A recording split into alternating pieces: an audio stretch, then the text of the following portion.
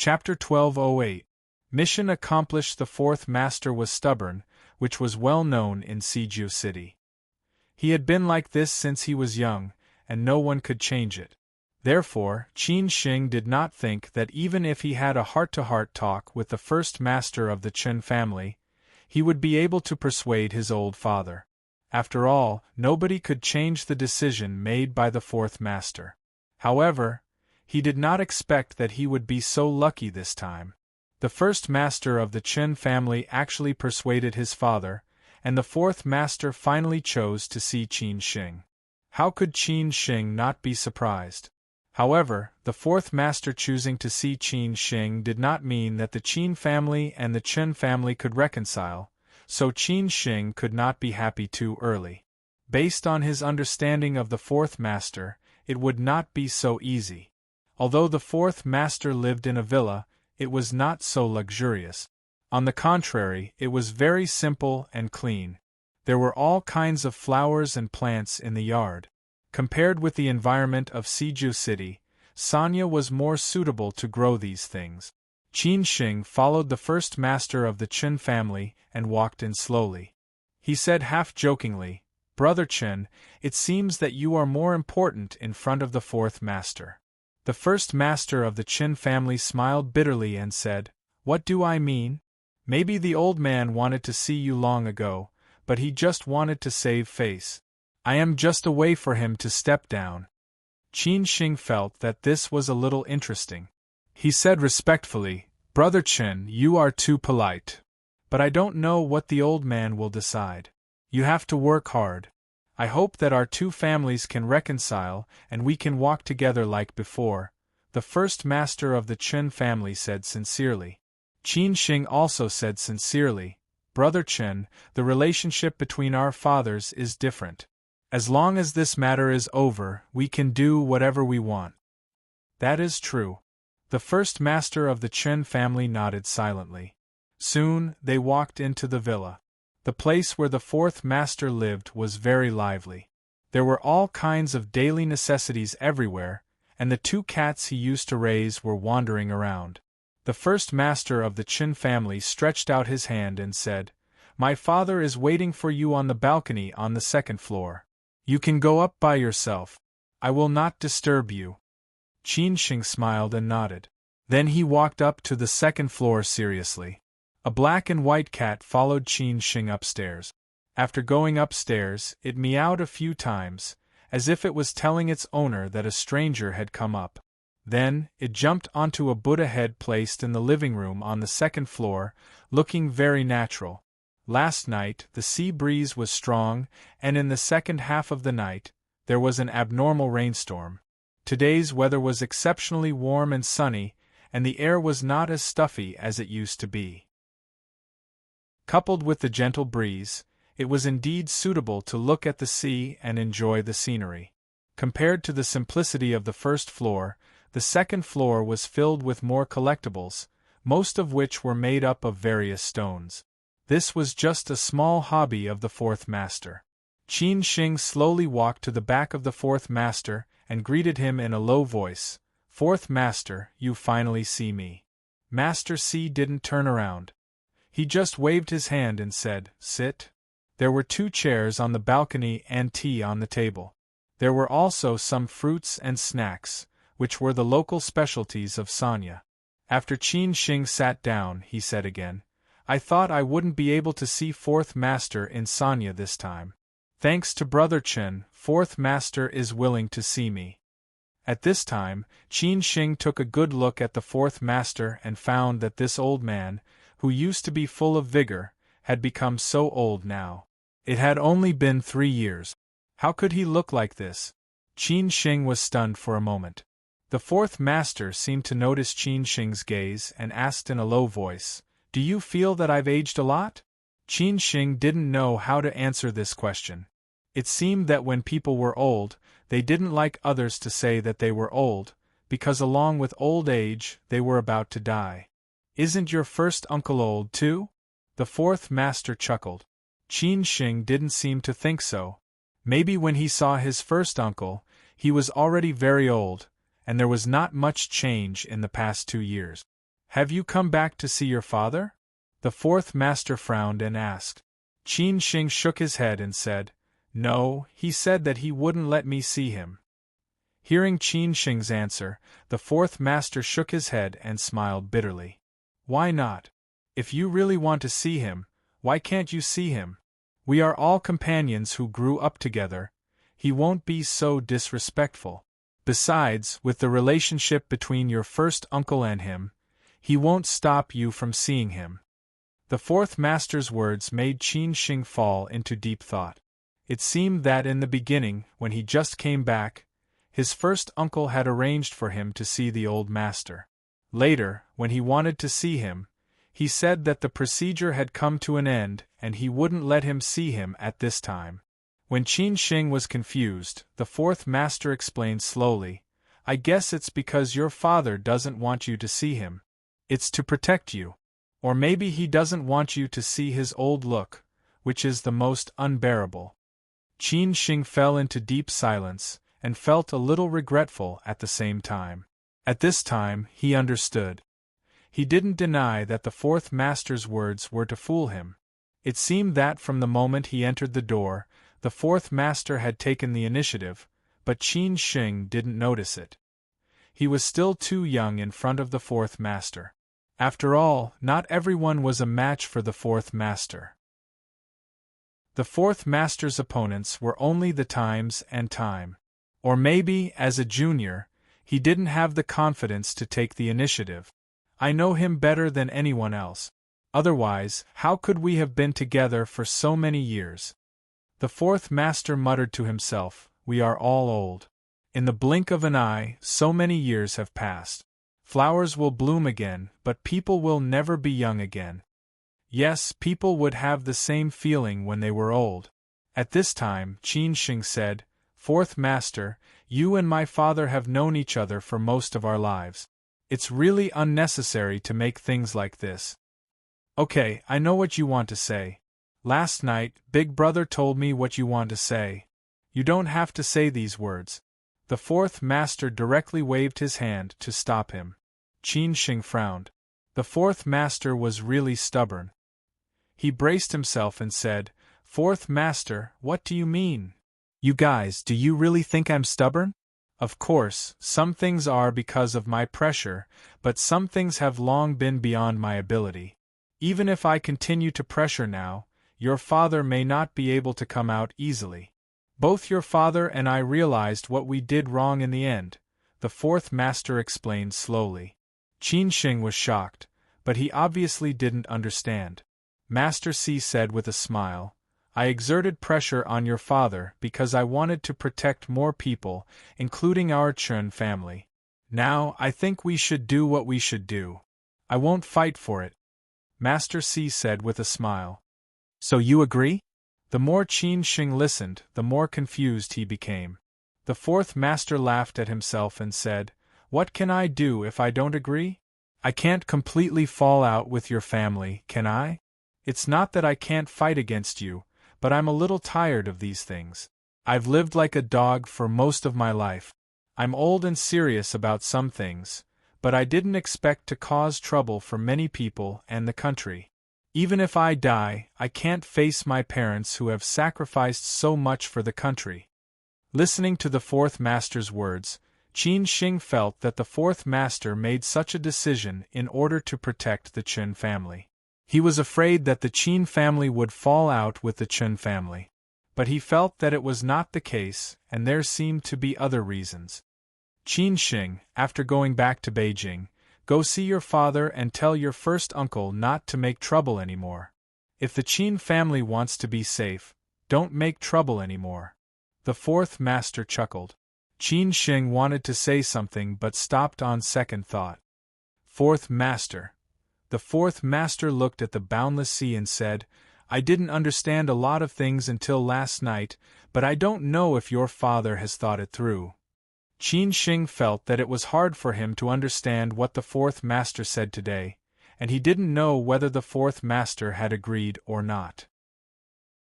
It seemed that he had agreed, but it also seemed that he had not. It seems that we don't have a chance to drink anymore. The fourth master let out a long sigh, and then directly waved his hand, indicating that Qin Shing could leave. Qin Shing stood up and left with a confused look. When he was about to go downstairs, he saw the back of the fourth master was very lonely, as if he had aged a lot. Qin Shing let out a long sigh. He thought about what the fourth master had said just now, and he should have agreed. Otherwise, why did he want to see him?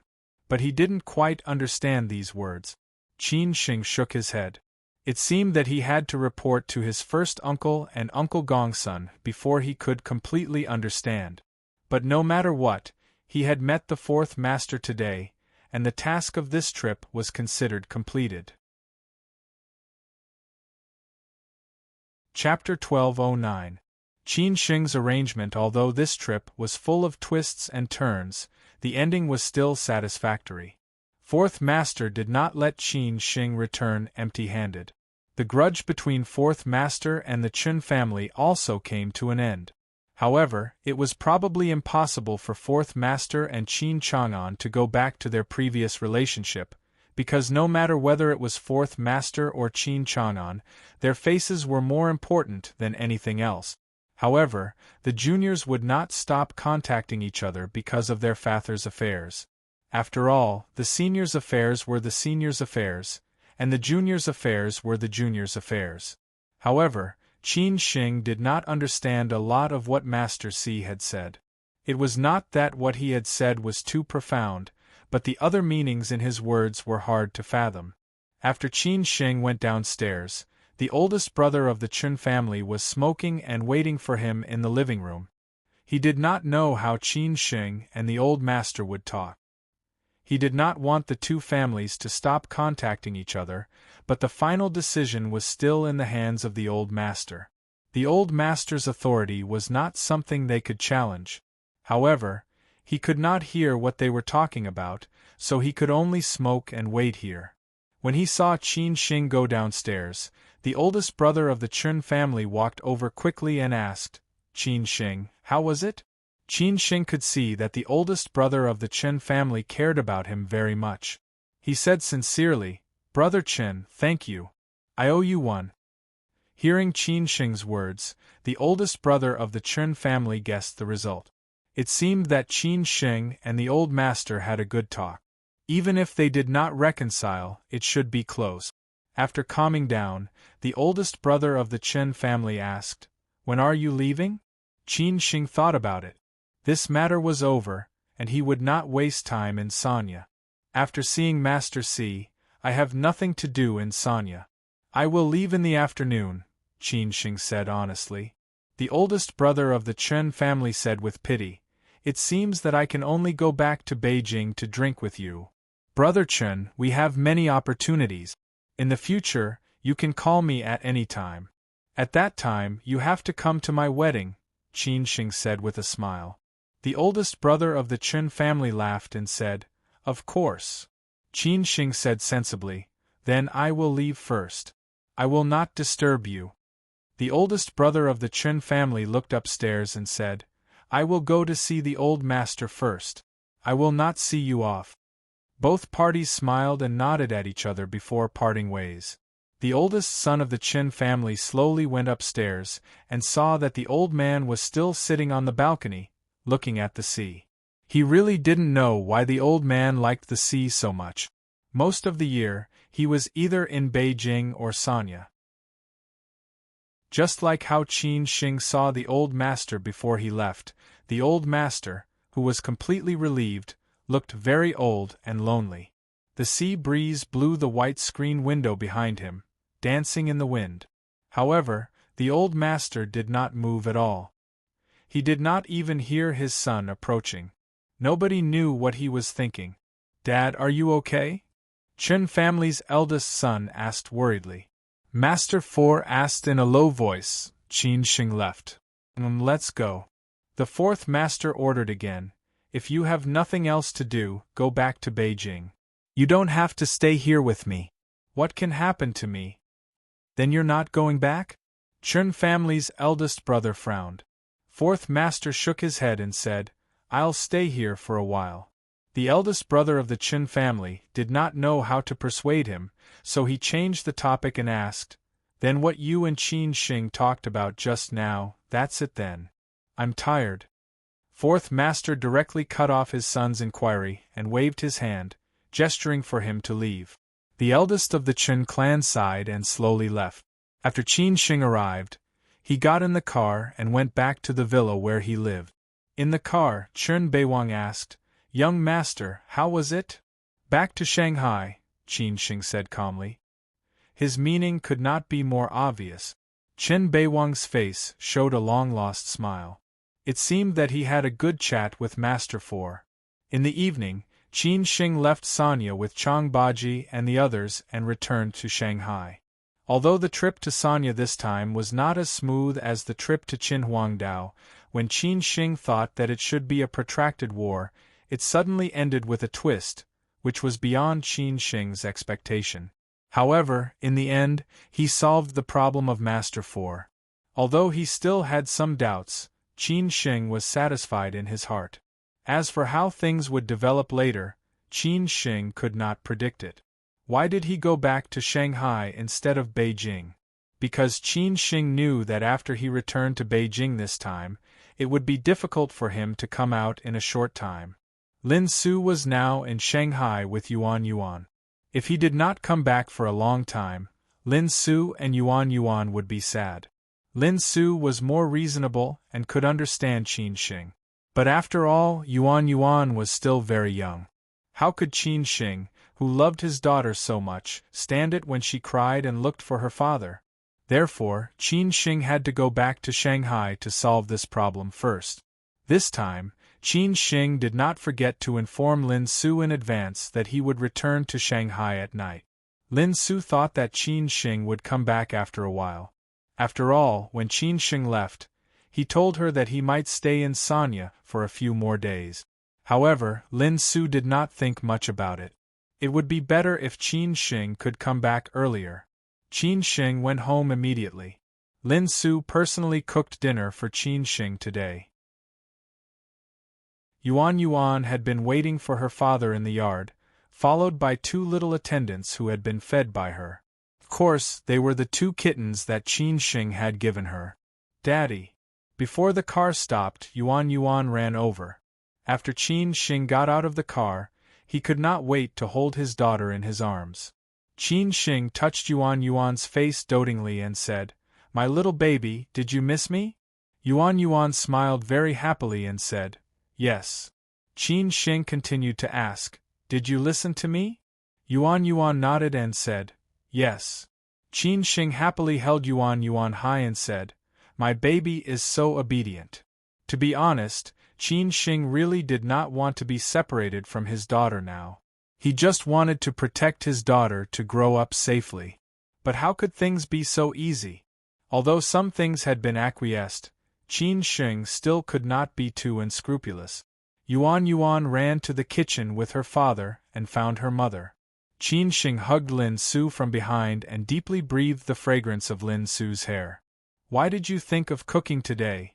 Lin Su said virtuously, "If I don't cook now, my cooking skills will be rusty. Besides, I haven't cooked for you since I came back." Qin Shing sighed and said, "When I first saw you, I definitely did not think that one day you would be such a good wife and mother. At least, I am not qualified to have you." Lin Su joked, "When I first saw you, I definitely did not expect that one day you would be such a good wife and mother. At least, I am not qualified to have you." Qin Shing chuckled. Lin Su quickly pushed him out and said, "Take Yuan Yuan out to play for a while. Dinner will be ready soon." Qin Shing obeyed and left. At dinner time, Qin Shing held Yuan Yuan in his arms. He fed her dotingly and said to Lin Su, "I may go back to Beijing tomorrow." Lin Su stopped eating abruptly and the smile on her face gradually disappeared. Obviously, she knew what he meant. That was, he could not accompany her and her daughter anymore. After returning to Beijing this time, it would be difficult for him to leave in a short period of time. "So sudden?" Lin Su asked in a low voice without raising her head to look at him. Qin Shing explained, I've settled the matter in Sanya. When I go back, I need to deal with the matter in Beijing. The matter concerning the old man will come to an end soon. Lin Su didn't know what to say, so she just replied. Qin Sheng thought for a while and made arrangements. You stay in Shanghai with Yuan for a while. When you are almost done, go back to Los Angeles. When I am done with my work, I will go to Los Angeles to accompany you for a while. This was Qin Sheng's arrangement for Lin Su and Yuan. Although he was a little reluctant, this was also the best arrangement. I got it, Lin Su said dejectedly. How she wished that he could spend more time with her and Yuan. After all, they had been separated for so long. Qin Sheng smiled bitterly as he said, I'm sorry for making you and Yuan feel wronged. No. Lin Su shook her head. She had known some things for a long time. That was, Qin Sheng and Song Ryu were going to get married. This matter had been delayed for 3 years because of Qin Sheng's disappearance. Now that Qin Sheng was back, there should be a result. After all, this was something that everyone was looking forward to. Therefore, if she and Yuan stayed in China, it might cause Qin Sheng trouble. However, this was not what Qin Sheng thought. He was just afraid that Lin Su would be sad. Before returning to China, I will try to get you and Yuan to go to Beijing to see Grandma. I am afraid that Grandma does not have much time left. If you can see Yuan, I think she will be very happy. But this matter is not certain yet. This was something that Qin Sheng had thought about a long time ago. It could be regarded as an explanation to Yuan and Lin Su. Of course, this matter was also a little risky. At that time, he must keep it a secret. Okay, I got it, Lin Su said calmly. Qin Sheng did not say anything more. He had to continue to coax Yuan. Of course, he also knew that Lin Su was not angry, but a little disappointed. He could only coax her at night. Lin Su was also a woman. No matter who it was the same. That night, after Qin Sheng and Lin Su had sex, they hugged each other and did not fall asleep for a long time. Qin Sheng told Lin Su a lot about their future, and Lin Su's mood finally recovered gradually. Maybe she still had some resentment towards Qin Sheng. In the end, she could only continue to torture Qin Sheng in other places, which made it somewhat difficult for Qin Sheng to resist. Women were really terrible when they were jealous. The next day, Qin Sheng woke up very late. After all, it was almost dawn when they finished last night. This was the craziest time he had been in so many years. Who asked Lin Su to take revenge on him this time? Chapter 12:10. Originally, Qin Sheng had planned to leave the next day. However, when he told his daughter about this, she cried and threw a tantrum, refusing to let him go. Qin Sheng thought about it and agreed with her. Although Lin Su had brought his daughter back for some time, he had only been with his daughter for a few days. Most of the time, he was out running about.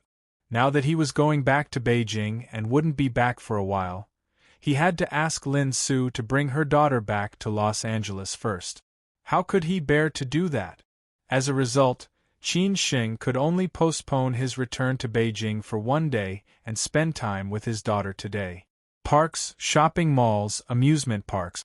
This was Qin Sheng's parent-child time. He tried his best to satisfy all of Yuan's requests. Even if Lin Su was angry and unwilling, he would find a way to persuade her. Naturally, Lin Su was the happiest when Qin Sheng could stay for 1 more day. She did not expect too much. It would be better if Qin Sheng could accompany her for 1 more day. In the evening, Qin Sheng invited several of his friends to his house for dinner. After all, he would go back to Beijing tomorrow. Besides, he wanted to thank them for taking care of Lin Su and Yuan during this period of time. Naturally, he would need their help in many things in the future, especially Xue Qinyan. The dinner was joyful and harmonious. The children were playing in the living room, and a few servants were guarding by the side, afraid that the little ancestors would fall. The women were chatting about their own topics after dinner, and the men were obviously not satisfied with drinking and chatting. It was the most uncomfortable to drink and not be able to drink, let alone with friends. I heard that you want Lin Su and Yuan Yuan to go back to Los Angeles? Xia Ding couldn't help but ask. He had only heard about this from Lin Su in the afternoon. Qin Shing found it funny as he said, "You guys are quite well informed." Zhu Jiao also came over to eat and drank a lot during the meal. He asked confusedly, "Cousin, why did you ask my sister-in-law to bring her little niece back to America?" He just said, "Yuan Yuan is still used to the living environment in the United States. I will let her go back to China after a few years. I will also go to the United States to accompany them after I finish my work. Otherwise, if Yuan Yuan can't see me in China, she will definitely cry. No one can do anything about it." "Are you willing to do that?" Xia Ding frowned. Qin Shing sighed and said, "What can I do even if I don't want to?" Xia Ding did not ask further. Of course, he knew Qin Shing's concerns. It was just that he did not think as far ahead as Qin Shing. At this time, Qin Shing looked at Zhu Jiao and asked, "Jiao, do you think Grandma will be happy to see Yuan Yuan?" Zhu Jiao said without thinking, "Of course. Grandma likes kids the most.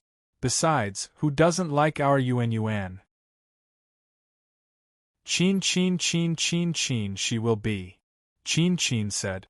After Zhu Jiao finished speaking, Hao Lei and Xia Ding looked at him at the same time and then turned to look at Qin Shing. They seemed to feel that this idea was a bit wild. Zhu Qin. He asked subconsciously, "Cousin, does Grandma know about Yuan Yuan?" Qin Shing replied honestly, "I don't know yet. That's why I asked you." Qin Shing, Grandma didn't know about Yuan Yuan's existence, so he couldn't guarantee it. Everyone knew that Grandma preferred another sister-in-law, not to mention that now her cousin was going to marry her. If Grandma saw Yuan Yuan at this time, wouldn't something bad happen? Qin is Ting Qin is wood is Qin. Might. Qin Shing said, Qin, Grandma is getting worse. No one knows how long she can hold on. I want to see her before Lin Su and Yuan Yuan go back to the U.S. Okay. Think it over, Xia Ding said. Qin Shing thought it was a bit sudden.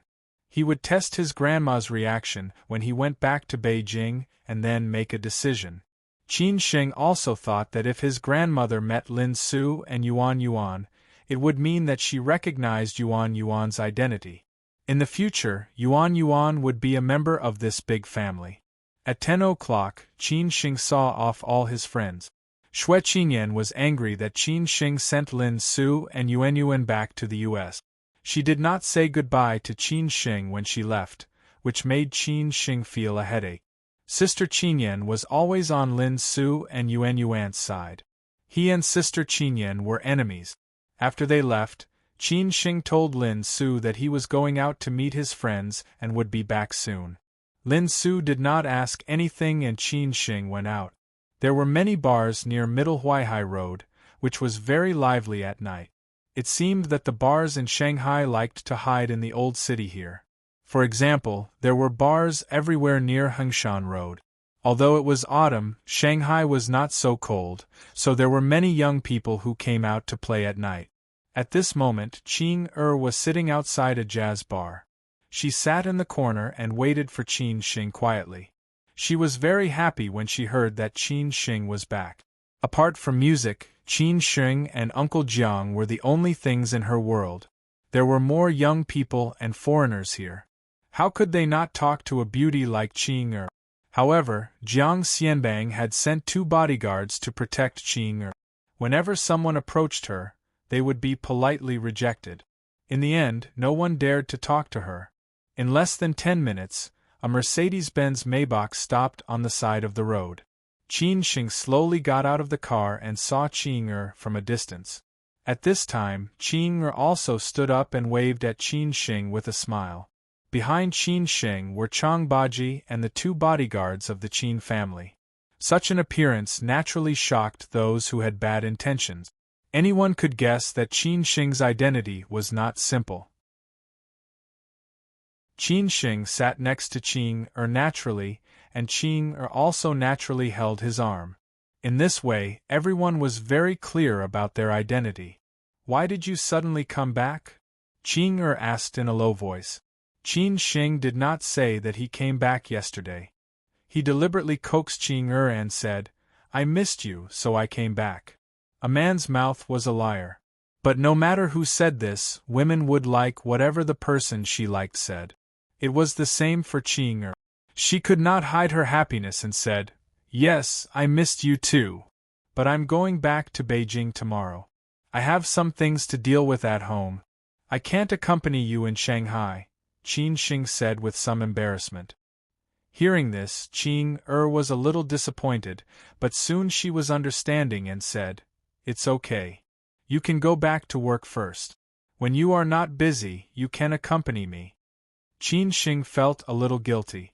Qing was always thinking about him. He hugged Qing tightly and smiled. I heard from Uncle Jiang that you like to watch snow. When winter comes, I will take you to Changbai Mountain for a holiday. What do you think? Hearing this, Qing was very happy and nodded her head. At this time, the waiter came and Qin Sheng asked casually, Do you want to drink some wine? Qing almost seldom drank, whether outside or at home. But when Qin Sheng wanted to drink, she replied, If you want to drink, I will accompany you. Qin Sheng ordered some wine casually and just held Qing in his arms, chatting and drinking. When there were not many people in the bar, Qing who was a little drunk, took the initiative to sing an English song for Qin Sheng. Although Qin Sheng had never heard this song, Qing voice was like the sound of nature, which made the audience exclaim. At this time, Qin Sheng realized that Qing singing was better. If Qing became a star, with her qualifications, she would become famous in an instant. Unfortunately, Qing was a light person and never liked these things. When he left Shanghai the next day, Qin Sheng slept all the way to Beijing. When he woke up, he still thought of his daughter's pitiful and reluctant look, which almost broke his heart. After returning to Beijing, Qin Sheng went directly to the hospital to see his grandmother.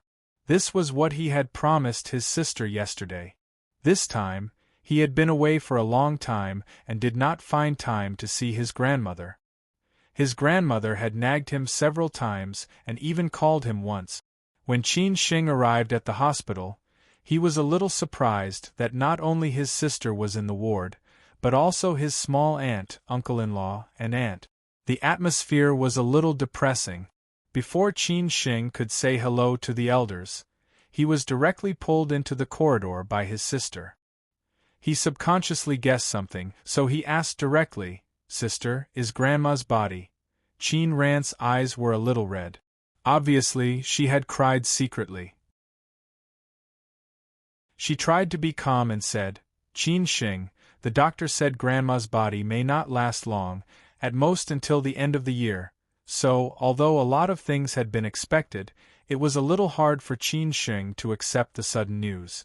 Qin Sheng suppressed his sadness and asked, So what? Qin Ran said slowly, So small aunt and others want you and Ryu to get married in advance. They are afraid that if it is delayed for too long, Grandma will not be able to last until the day. This is Grandma's last concern, don't let her have any regret. The wedding date was advanced. Qin Sheng had thought it was something else, but it did not occur to him that it was just the wedding date, which made him feel relieved. He and Song Ryu were going to get married in a period of time. Now Grandma's body was deteriorating rapidly, it was reasonable to advance the wedding date in order to let Grandma be in time for their wedding. Therefore, Qin Sheng had no reason to refuse, nor would he refuse. However, Qin Sheng felt a little sad at the thought of Grandma's situation. From then on, he would lose another family member who loved him the most. Chapter 12:11. What went wrong? Maybe it was because her grandmother's condition worsened again, which made her a little depressed. So she was more serious when she talked about it, which made Qin Sheng think it was something else. His grandmother was so old, and Qin Sheng had expected this day. After all, it was human nature to grow old and die. But it was still hard for him to accept it when he had to face it. It was the same for everyone and every family. The other members of the Zhu family felt the same as Qin Ran and Qin Sheng. After all, they were their loved ones, and now they were dying. How could they not be sad? Sister, I'll talk to Ryu about it. Let's take care of our grandmother first, Qin Sheng said in a low voice. Qin Ran patted Qin Sheng's shoulder and said, I've talked to my family. As long as Ryu is okay, the two families will discuss a suitable date in 2 days. Of course, Song Ryu was okay. Everyone was looking forward to it, and it would happen sooner or later. Now that the old lady was in such a condition, how could Song Ryu, who was so sensible, refuse? However, out of politeness, the Qin family and the Zhu family asked Qin Sheng to talk to Song Ryu. This was the rule. At this time, the 3 elders of the Zhu family came out of the ward. Qin Sheng greeted his small aunt, youngest uncle, and aunt in a hurry. He was always well-behaved in front of the elders. Zhu Changshun patted Qin Sheng's shoulder and said, Your small aunt will talk to you about your grandmother's condition. I have 2 meetings in the afternoon, so I have to go. His uncle was a busy man. Qin Sheng hadn't seen him many times since he came back, let alone talk to him deeply. So it was quite unexpected for him to see his uncle today. But if something really happened, his uncle would stand up for him. Did your sister tell you? Zhu Qingwen took Qin Sheng's arm and sat down. She never hid her love for Qin Sheng. Qin Sheng said with a serious face, Got it. Your grandmother is at this age. How many people can live to her age? She knows better than us, so she doesn't want us to be too sad, Zhu Qingwen said calmly, trying to ease Qin Sheng's mood. Wu Yajun also agreed and said, What your small aunt said is right. Your grandmother doesn't want you to be sad. Life, old age, illness, and death will come one day. Your grandfather has been gone for so many years. Your grandmother feels that she is very satisfied to be alive now. Zhu Qingwen said slowly, Yes, your grandmother has experienced everything in her life. Now the only thing she wants to see is your wedding with Ryu. So after we discussed it, we let you and Ryu get married in advance. We also discussed it with your uncle, aunt, and the elders of the Song family. They all said that as long as you don't have any objections. Qin Sheng replied without thinking, Small aunt, we have no objection. We also hope that Grandma can witness our happiness. It's not up to you to decide. You should ask Ryu, understand? Zhu Qingwen kindly reminded Song Ryu out of respect. Qin Sheng nodded silently and said, Auntie, I know. Okay, your grandmother is waiting for you inside. Go and accompany her. Zhu Qingwen patted Qin Sheng's hand and said. At this time, Qin Sheng walked into the ward alone. The doctor and the nurse were telling the old lady what to pay attention to and so on. After seeing Qin Sheng coming in, they said goodbye and left. Both the doctor and the nurse were very familiar with the Zhu family. After all, they came back every few days, and someone would accompany the old lady almost every day. The old lady, who was leaning against the bed, said happily when she saw Qin Sheng coming in, My grandson is back. Qin Sheng quickly walked to the old lady's bed and said, Grandma, I'm back. I dreamt of you last night and thought that you would come back today. Before I could ask your sister, you came, the old lady said with a kind smile. It was as if every wrinkle on her face was smiling, and every wrinkle was filled with love for Qin Sheng. Qin Sheng nodded. Qin Sheng chatted with the old lady and said, Grandma, what did you dream of? I dreamed of you. You gave birth to a very lovely and beautiful daughter, who was as mischievous as you were when you were a child. Then you came to see me with the little girl. The little girl held my hand and asked me all kinds of questions, which made me laugh from ear to ear. The old lady said happily, and the more she said, the brighter the smile on her face became. After hearing his grandmother's words, Qin Sheng was stunned. Could it be that his grandmother dreamed of Yuan Yuan? Could it be so magical? Grandma, as long as you take good care of yourself, you will definitely see her. Qin Shing came to his senses and comforted the old lady. At this time, the old lady smiled happily and said, Xing I have lived to this old age, and I have long been satisfied. I guess I can't see you and Ryu's child, but I am satisfied to see you get married. Qin Shing held the old lady's hand and said, Grandma, you are in good health. Don't worry. At this time, the old lady suddenly felt sad and said, In fact, I dreamed of a person last night who made me feel a little guilty. Who? Qin Shing asked curiously.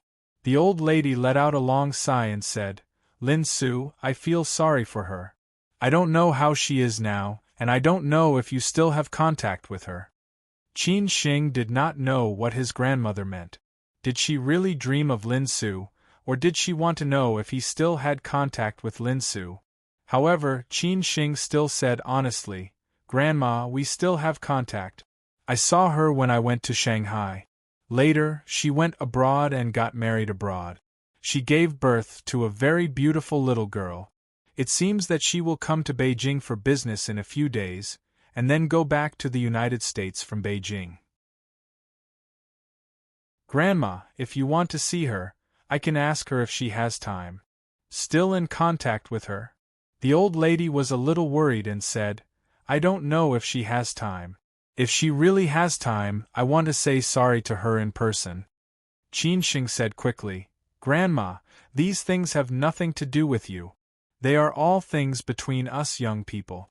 Besides, it has been a few years, and I have long forgotten. I will ask her later. If it is convenient for her, I will invite her. The old lady was worried and said, Okay. If it is not convenient for her, don't bother her. Qin Shing nodded with a smile.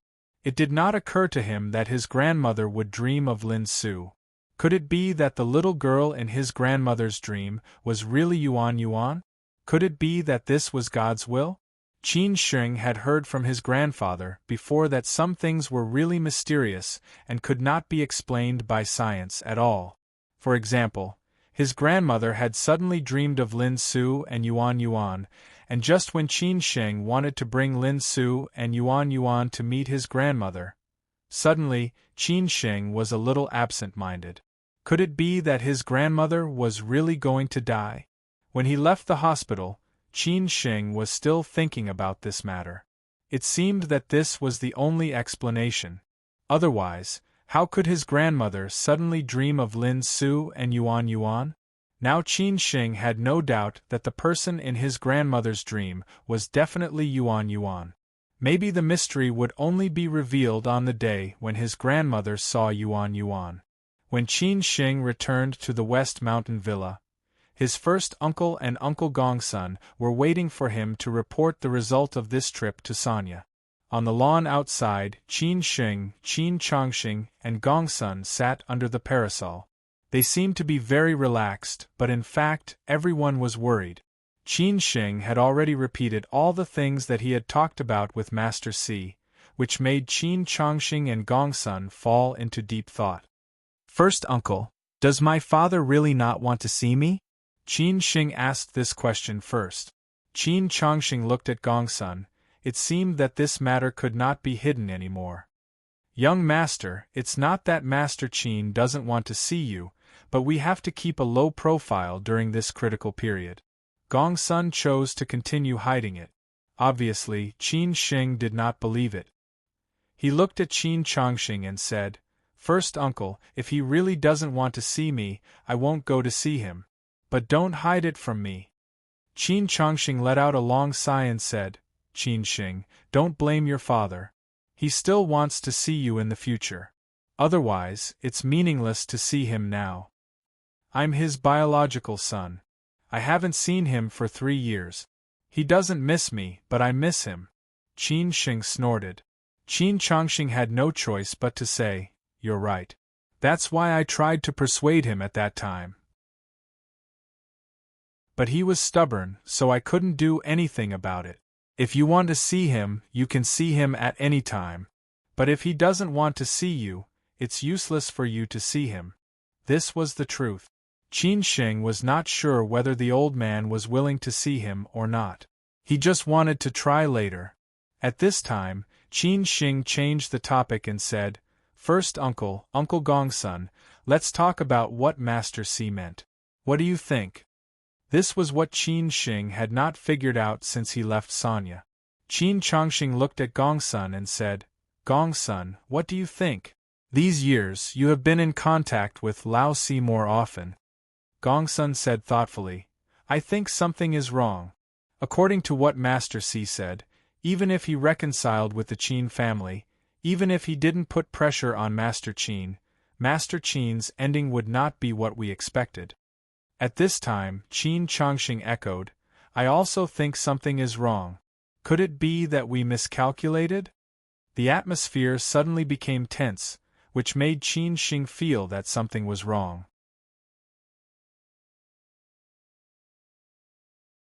Chapter 12:12. When Qin Sheng was in Sanya, he had the same feeling after talking with Fourth Master. Today, when he talked with Qin Chongqing and Uncle Gongsun about this, he still had the same feeling, and it was obvious that they also felt something was wrong. Qin Sheng was lost in thought. Did the Qin family really miscalculate? No matter what, as long as Lao Si stops pressuring Chang'an, the pressure on Chang'an won't be that great. We'll handle the rest of the things. Even if there are other schemes, they will eventually surface, Qin Chongqing said. Although he had the ability to strategize, he had been cultivating in the deep mountains and forests all these years. There were some aspects of the overall situation that he still couldn't see clearly. Even though he had learned a lot in the 3 years since he came back, the times had changed. Qin Chongqing's biggest advantage was that he could make up for the Qin family's lack of connections and resources after Qin Chang'an lost his power. After all, Qin Chang'an and Qin Chongqing's connections belonged to different circles, especially Qin Chongqing's resources in certain aspects. Although some feelings had faded after being a monk for more than 20 years, he did not ask for help every day. Occasionally, he would still give face to Qin Chang'an for the sake of old friendship. Gongsun echoed, "Well, let's do our job first. Maybe Fourth Master doesn't have too many ideas. It's just that we think too much." Qin Sheng could not say anything. He turned around and thought about what Fourth Master had said. At the very least, Fourth Master should not be scheming. It was just that there seemed to be something missing somewhere else. Every time he felt like he was about to find the key to the problem, he realized that he could not break through that piece of paper. This made Qin Sheng a little crazy. In the evening, Qin Sheng went to pick up Song Ryu from work. Today was the weekend, so Song Ryu went directly to Diaoyutai Courtyard No. 1 with Qin Sheng. During this period, Song Ryu had been busy with work. No matter what she did, she would do her best. On the way back, Qin Sheng asked casually, "Are you busy?" Song Ryu leaned on Qin Sheng's shoulder and whispered, "It's okay. I just came here to familiarize myself with the work and the environment. I should be busy later." "Then you will spend less time with me in the future." Qin Sheng held Song Ryu's hand and gently stroked the back of her hand with a smile. Song Ryu teased, "Do you still need my company?" Although he was joking, he had other meanings.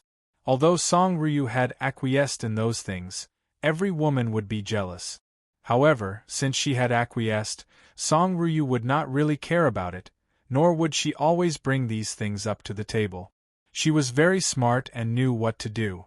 Only in this way would Qin Sheng feel that he was in the wrong. Qin Sheng smiled bitterly as he said, You are my wife. Even if you don't accompany me, I have to accompany you.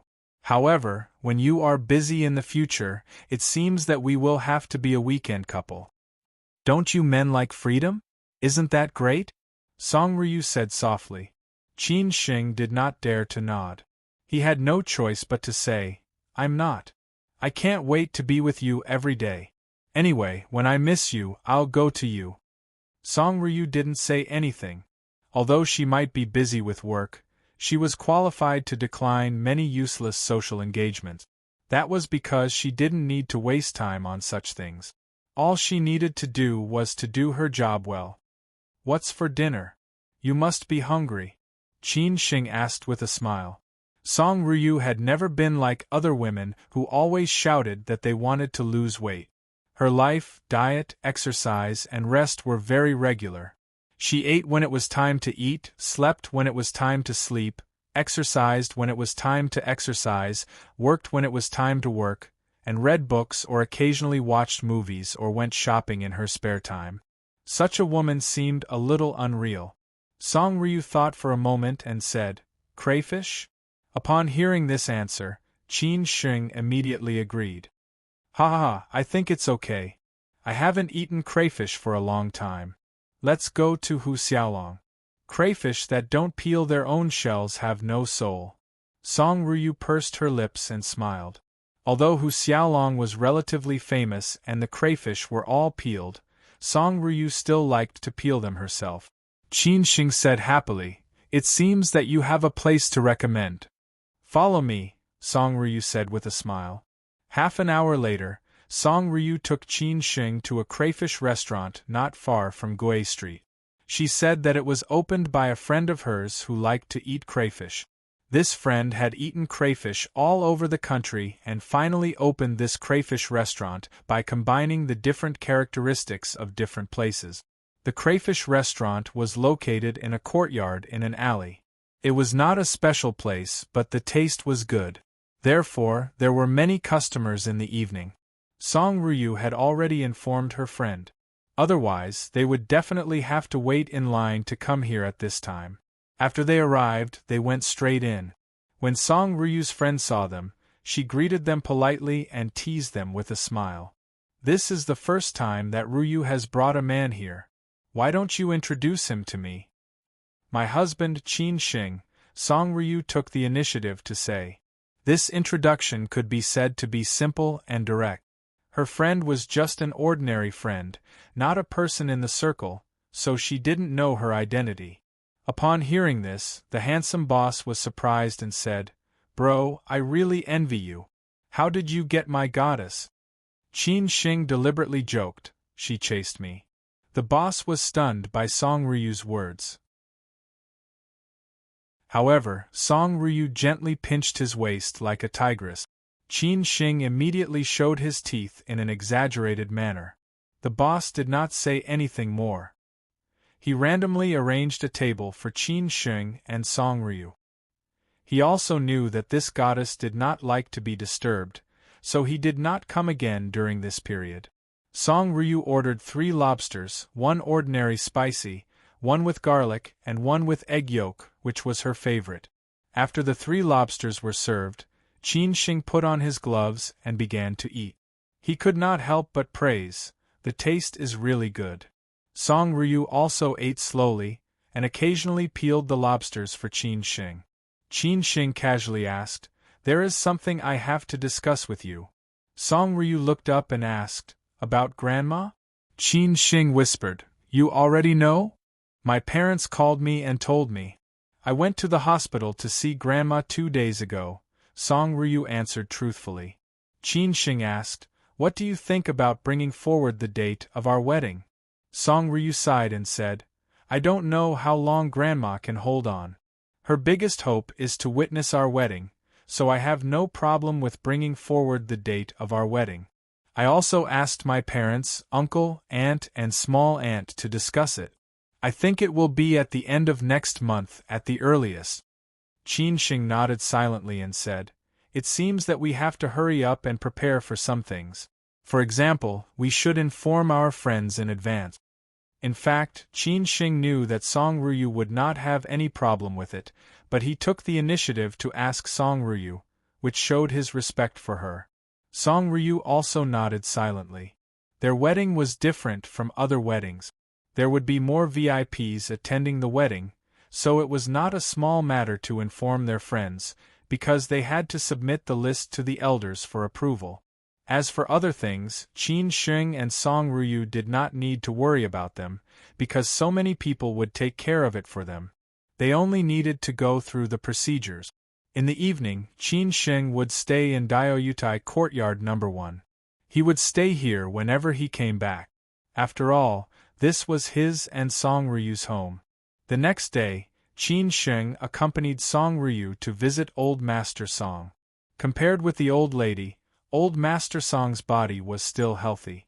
Even at his age, Old Master Song was still healthy. When Old Master Song saw Qin Sheng and Song Ryu, he was so happy that he could not close his mouth. However, when talking about Qin Sheng's grandma, he felt a little sad. They had to change the topic and talked about the wedding. Old Master Song's mood was relieved. They were going to have dinner at Old Master Song's place, and Song Ryu's parents would also come. Qin Sheng took advantage of this time to visit Mr. Ding, who lived not far from here.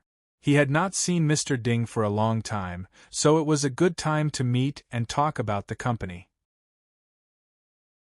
Mr. Ding's Sihiyuan was not big. After all, he was the only one living there. It was clean and tidy, without many flowers and plants. However, there were a lot of stones and a few stone tablets. When Qin Sheng and Mr. Ding were sitting in the yard drinking tea and chatting, Mr. Ding asked Qin Sheng about his busy days. He knew that Qin Sheng had gone to Sanya to meet Master C, so he took the initiative to ask about his meeting with Master C. Qin Sheng felt that Mr. Ding had a broad vision and a unique way of looking at things, so he took the opportunity to tell Mr. Ding about his meeting with the fourth master, as well as his doubts, as well as the doubts of his first uncle and Uncle Gongsun. After that, Mr. Ding was also lost in thought, just like what Qin Chongxing and Gongsun had heard from Qin Sheng.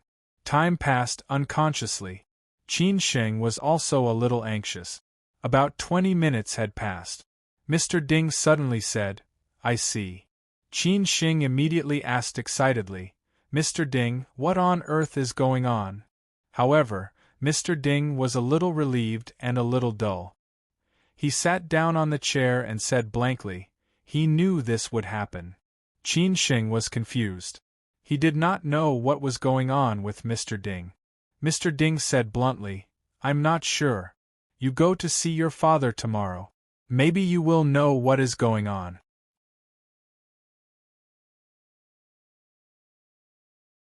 Chapter 12-13. Qin Sheng admired Mr. Ding because Mr. Ding looked at problems from a different height.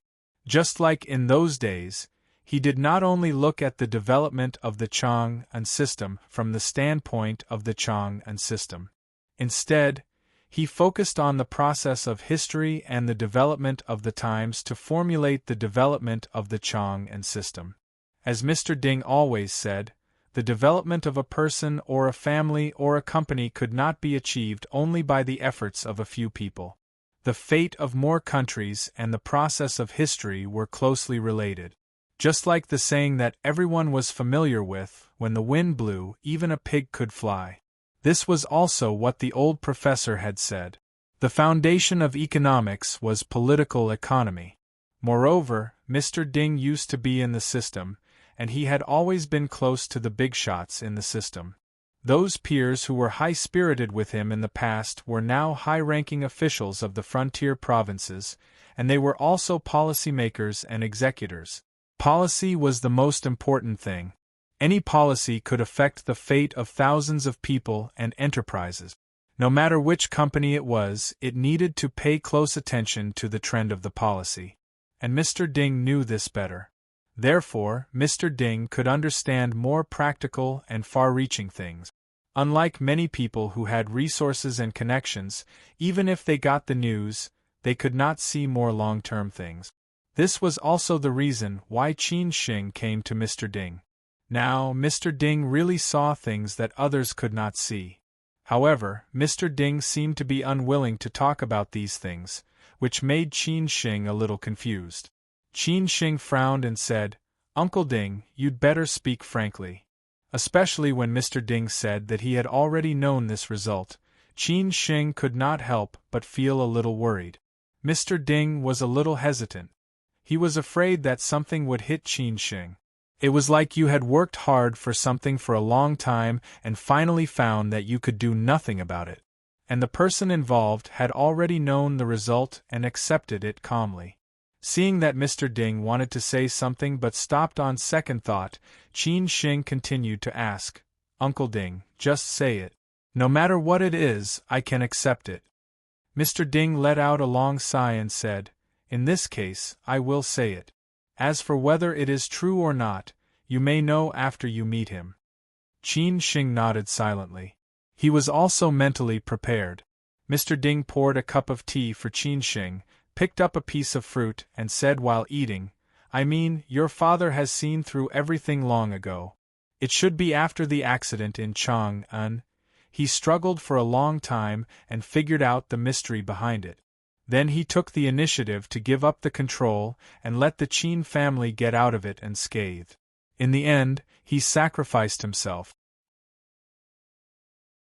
If not, I really don't understand why your father gave up the Chang'an department so easily. Your father collapsed just like that? Other people might think that your father isn't as powerful as they thought after this incident, but I don't think so. Others might not know how your father got through all these years, and how many people he interacted with, etc., but I know very well. If your father really wanted to fight with them, the result might not be certain," Mr. Ding said slowly. These were all the findings he had just made after reviewing all the matches. Qin Shing was not surprised after hearing that. He said in a low voice, "Uncle Ding, I know what you said. This is also our speculation. What I want to know now is, why did Fourth Master say so?" Indeed, what Mr. Ding said was what the Qin family had guessed long ago. Qin Shing had also verified it with the old man at that time. Mr. Ding stood up again, looked into the distance, and said, "This is the cause. What I want to say next is what happened later. That is, your father already knew who the opponent was, knew what kind of pressure he would face, and was very clear about what kind of role he was playing in it, and calmly played this role. Maybe the Fourth Master didn't understand this until later, so he said these words." "What do you mean? Uncle Ding, explain it clearly." Qin Shing became more and more confused. Who on earth was his opponent? What on earth did Fourth Master understand? Mr. Ding said very seriously, "As I said at the beginning, what the Chang'an department touched was not the interests of any person or family, but the bottom line of the country. That's why the Chang'an department was destroyed. I thought that your father didn't understand it before. Now it seems that I am confused. Your father understood it long ago, so he easily let it go. Continue from here, you can understand who your father's real opponent is.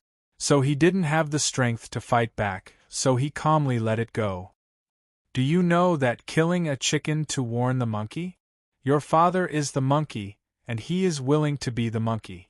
Or in other words, your father is the bait, and he is willing to be the bait. Those tycoons just want to see how many fish will be hooked. Unfortunately, Fourth Master is one of the baits, or the Qin family is also one of the bait," Mr. Ding said with a chill on his back. This was a very big game of chess, and the person who set this game was not one person at all.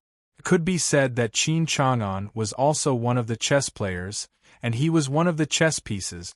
Not only Mr. Ding felt a chill on his back, but Qin Shing also broke into a cold sweat after hearing this. At this time, he already knew what Mr. Ding wanted to say, but he didn't point it out. But no matter how stupid Qin Shing was, he also understood. Mr. Ding, who had always been gentle and elegant, stared at Qin Shing and said, "That's why I said that your father knew his result from the very beginning. No matter how much pressure Fourth Master or other parties put on him, this result could not be changed at all. That is to say, no matter how hard we tried, this result could not be changed.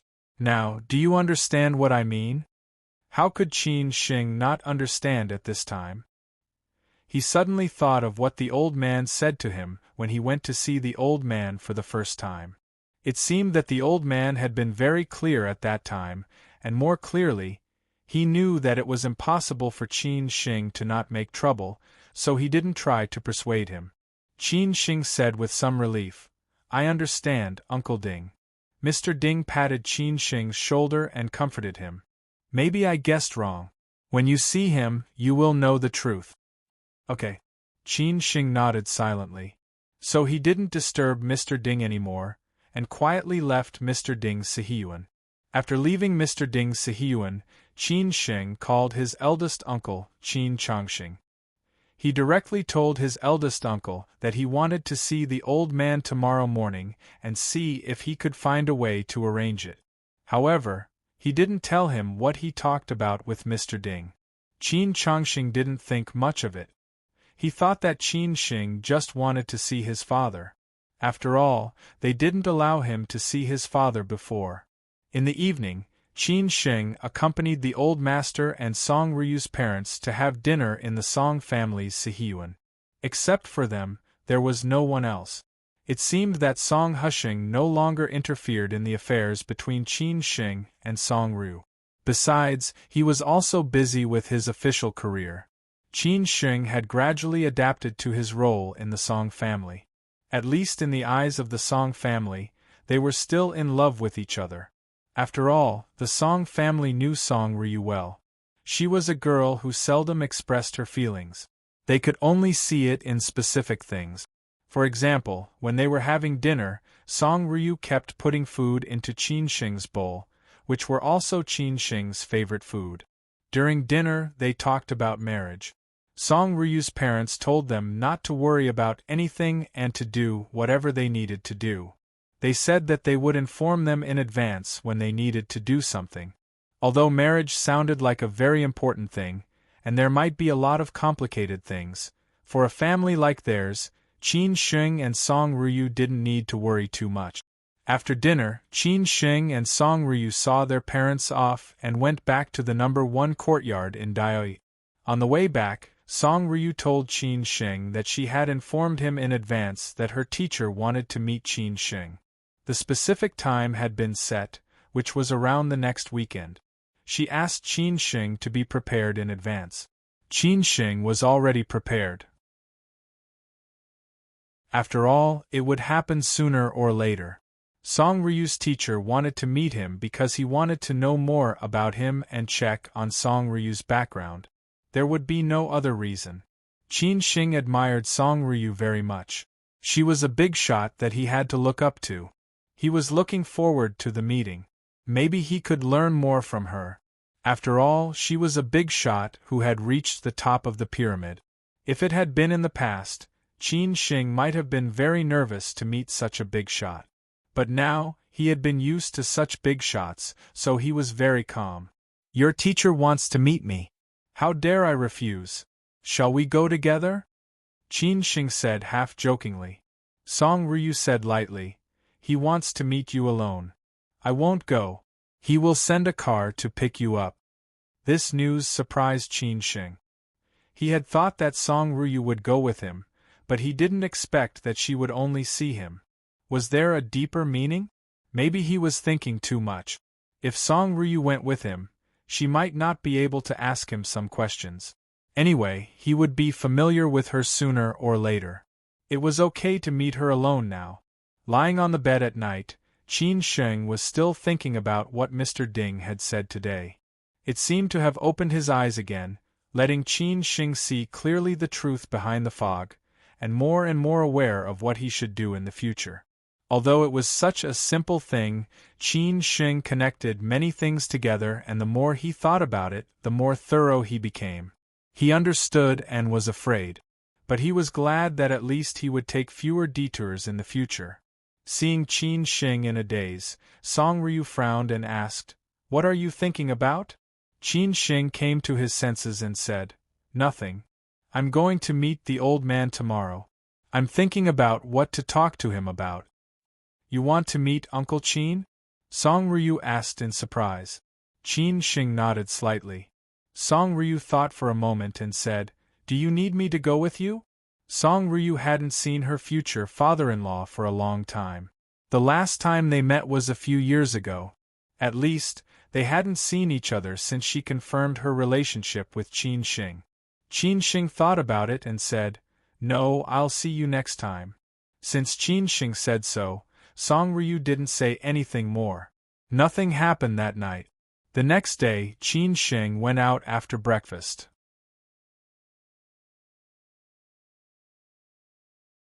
Chapter 12-14. I don't want to either. Song Ryu got up early in the morning and prepared breakfast for Qin Sheng. She knew that Qin Sheng was going to meet the legendary man who used to be his uncle and was now his father-in-law. She could tell that Qin Sheng was in a heavy mood, so she didn't mention it. After breakfast, Qin Sheng didn't leave immediately. Instead, he took the initiative to wash the dishes and clean up the kitchen. He also told Song Ryu that he wanted to eat Shaanxi cuisine. He missed the taste in Shaanxi, such as hot and sour cabbage, stir-fried eggs with pepper, celery salad, and so on. He said that if he came back early, he would cook for Song Ryu. Song Ryu smiled and said that she would go to the supermarket early and wait for Qin Sheng to come back and cook. When they parted, Song Ryu took the initiative to hug Qin Sheng and left a gentle kiss on his lips. It seemed that she was communicating with Qin Sheng with her eyes, asking him to adjust his mentality as much as possible. As always, just like the previous few times, Qin Sheng still arrived at the designated location and was then taken to a special place by the designated vehicle. So far, he had not been able to tell where the place was. It could be seen that the driver had gone through strict training and had a strong anti-reconnaissance ability. Qin Sheng felt that even if people knew that place, who would dare to go there and make trouble? Even he didn't dare to do that, let alone ordinary people. Of course, those who could be locked up in that place were not ordinary people. They should all have a certain level. Of course, the case of the old man hadn't come to a conclusion yet. He was still nominally cooperating with the investigation, so he could be locked up in that place. After a period of time, he would probably be transferred to Yanjiao town. As for how many years he would stay there, he didn't know. Maybe he could meet some old friends. When Qin Sheng sat here, it was already more than an hour later. He sat there quietly and didn't ask too many questions. Even if he did, no one would tell him. It would be a lie to say that he was not excited to see the old man again after more than 3 years. He wanted to be calm, but this was his biological father. How could he not be excited? After waiting for more than 10 minutes, the door of the room with the scenery outside the window was finally opened. However, the window was completely closed and couldn't be opened from the inside. Obviously, it was prepared. Compared to the room he stayed in last time, the environment of this room was obviously better. When Qin Sheng stood up slowly, he saw the old father, who was both familiar and strange at the same time, being led into the room by 2 staff members. Their eyes met and they stopped making eye contact. Finally, they smiled in relief. 3 years later, he would be old. His head of white hair was extremely eye-catching. Compared to last time, there were many more wrinkles on his face, especially at the corners of his eyes and on his forehead. Apart from that, there seemed to be no other changes. Even so, his mental state didn't seem to be dispirited. Instead, he seemed to be in high spirits, and his eyes were shining brightly. His gait was also very steady, and it seemed that his body was quite strong. He must have exercised regularly. You guys continue chatting. Call us if you need anything, the staff member said and left. After the staff left, Qin Sheng called out slowly, "Dad." Qin Chang'an sat down by himself and smiled bitterly as he said, "It seems that your eldest uncle can't change your mind. I don't want you to come, but you just have to come." From the moment he arrived here, he didn't like people visiting him, even if they were close to him. He hoped that others would forget him and slowly forget his existence. However, how could it be like this? Other friends could be slowly forgotten, but how could his relatives forget him, such as his biological children? Qin Sheng said with some resentment, "Why didn't you let me come? Are you afraid that I will see your old and weak side?" Qin Sheng said with some resentment. Qin Chang'an looked at his son, who had grown up now, and his eyes were full of smiles. Compared to a few years ago, he had become more mature. After all, the things that happened in the past few years were enough to train him. The fastest shortcut for a man to become mature was to let him experience a lot of things. Everyone will grow old. I will grow old one day, and so will you. We can escape from everything except for birth, old age, sickness, and death, Qin Chang'an said calmly. It seemed that he had seen many things in a light and indifferent way. Qin Xing sneered and said, "Do you think it's interesting? Is it very cool and relaxed, with a kind of attitude that has seen through the world of mortals? Then why didn't you escape into the Taoist school with my eldest uncle?" Escape into the Taoist school? That's obviously not for me. It's just that these years, I have experienced what I should experience and enjoyed what I should enjoy. It's nothing more than constant repetition. How can I not see through it? Qin Chang'an responded in this way. It seemed that the father and the son had never been on good terms. Every time they just reconciled and eased their relationship for a long time, they would confront each other again because of one thing or another. Qin Xing took the initiative to mock him. "I think you are powerless." Hearing this, Qin Chang'an laughed and said, "Heaven and earth are endless. Perhaps there will be a time when human strength is exhausted. You and I are not almighty immortals. How can we not be powerless? It's just that when we are powerless, we will do something within our power. Isn't it a kind of maximizing benefit? I am like this now, and you will be like this one day." Qin Xing said somewhat angrily, "Did you know the result long ago, so you have been waiting for it silently? You didn't even think about going out. You just watched us suffer?" Qin Chang'an said with a smile, "I remember I told you last time that you don't have to suffer like this. But you didn't listen. No matter what I said, you probably wouldn't listen. After all, I am your family and your father. You won't give up so easily." Qin Xing frowned and said, "Are you happy now?" Qin Chang'an shook his head and said, "No, I am just very gratified." Qin Xing continued to question him. "You used yourself as a chess piece and bait, and then schemed against everyone. Do you feel a sense of accomplishment in this way?" Qin Chang'an still looked at Qin Xing with a smile and said, "Qin Xing, I am already a chess piece and bait. How can I feel a sense of accomplishment? I'm just doing what I can, for you and the Qin family, for the last time." Qin Xing asked, "In this way, I can continue to feel guilty and feel that you are very great." Qin Chang'an stared at Qin Xing in silence for a few seconds and then said, "Qin Xing, since your mother passed away, I have never cared about others' feelings for so many years. Even if you are my son, so what? I have already given you what I can. In the future, you still need to go on." Qin Xing did not speak because he did not know what to say. It seemed that in front of this Master Qin, he would always be a child who could not grow up. It was like this Master Qin did what he should do, and he, as his son, could only do what he should do. Qin Chang'an asked tentatively, "Since you can come to see me, it means that you have done what you should do, right?" Qin Chang'an asked tentatively. It was not that he could not do some things, but he just let Qin Xing do them. Qin Xing was still silent, but he nodded soon. Qin Chang'an asked curiously, "How did you guess?" Qin Xing thought for a while and then replied, "I met Fourth Master and got some news from him. Finally, I talked to Uncle Ding, and he enlightened me." Qin Chang'an laughed and said, "Ha ha ha ha, Fourth Brother must be very upset. I won this round. However, after so many years, Lao Ding is still the one who understands me. Just take it as me returning a favor to him." Qin Chang'an laughed out loud. Qin Chang'an said thoughtfully, "Fourth Master is not upset, but a little dispirited. He is also old." Qin Chang'an let out a long sigh and said, "Yes, we are all old. The times have changed, and it is time for us to leave the stage." In the past few years, he recalled every step he had taken, every person he had met, and everything he had experienced. They were all so vivid in his mind.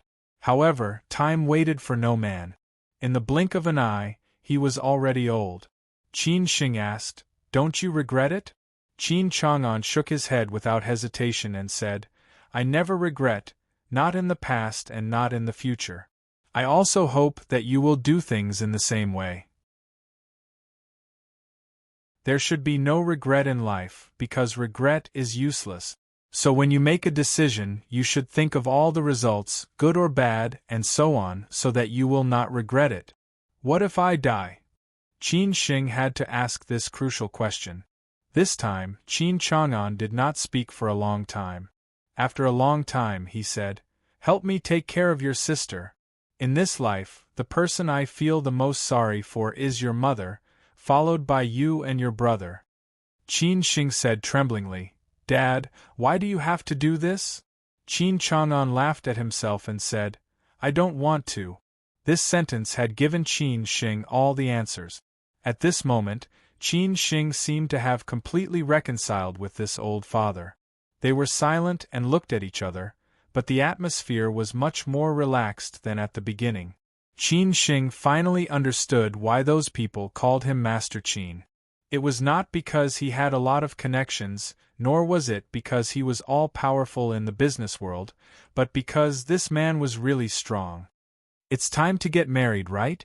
Qin Chang'an did not want to waste the rare opportunity to meet in silence, so he took the initiative to find a topic. Qin Shing nodded and said, If nothing goes wrong next month, apologize to Ruyu for me. As a father-in-law, I can't witness your wedding, but I've already asked your sister to prepare a gift for Ruyu when you get married. I won't go out now, and your mother isn't here either. Just let your foster parents replace us to be your parent. At least they have raised you for so many years, so they are qualified to be your parent. Qin Chang'an started to talk endlessly. At this moment, he was a real father. This might be a kind of regret. As a father, he could not attend his son's wedding, and it would be difficult for him to attend his daughter's wedding in the future. So in this life, if there was no regret, there would always be regret. Qin Shing nodded and said, I see. Qin Chang'an continued to ask, How is your grandmother? I don't know about this period. When I saw your uncle last time, he said she was fine.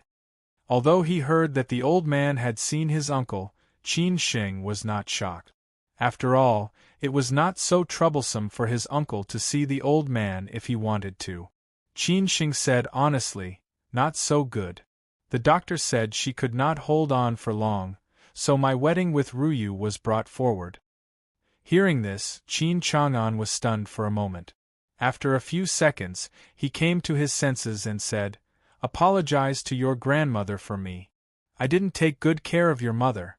This is the most unforgivable thing in my life. Qin Shing did not know what to say. He thought that his grandmother did not want to hear this apology, so he should not mention it. Qin Chang'an stood up slowly and said, Well, I have said what I should say, and you know what you should know. Then go back early.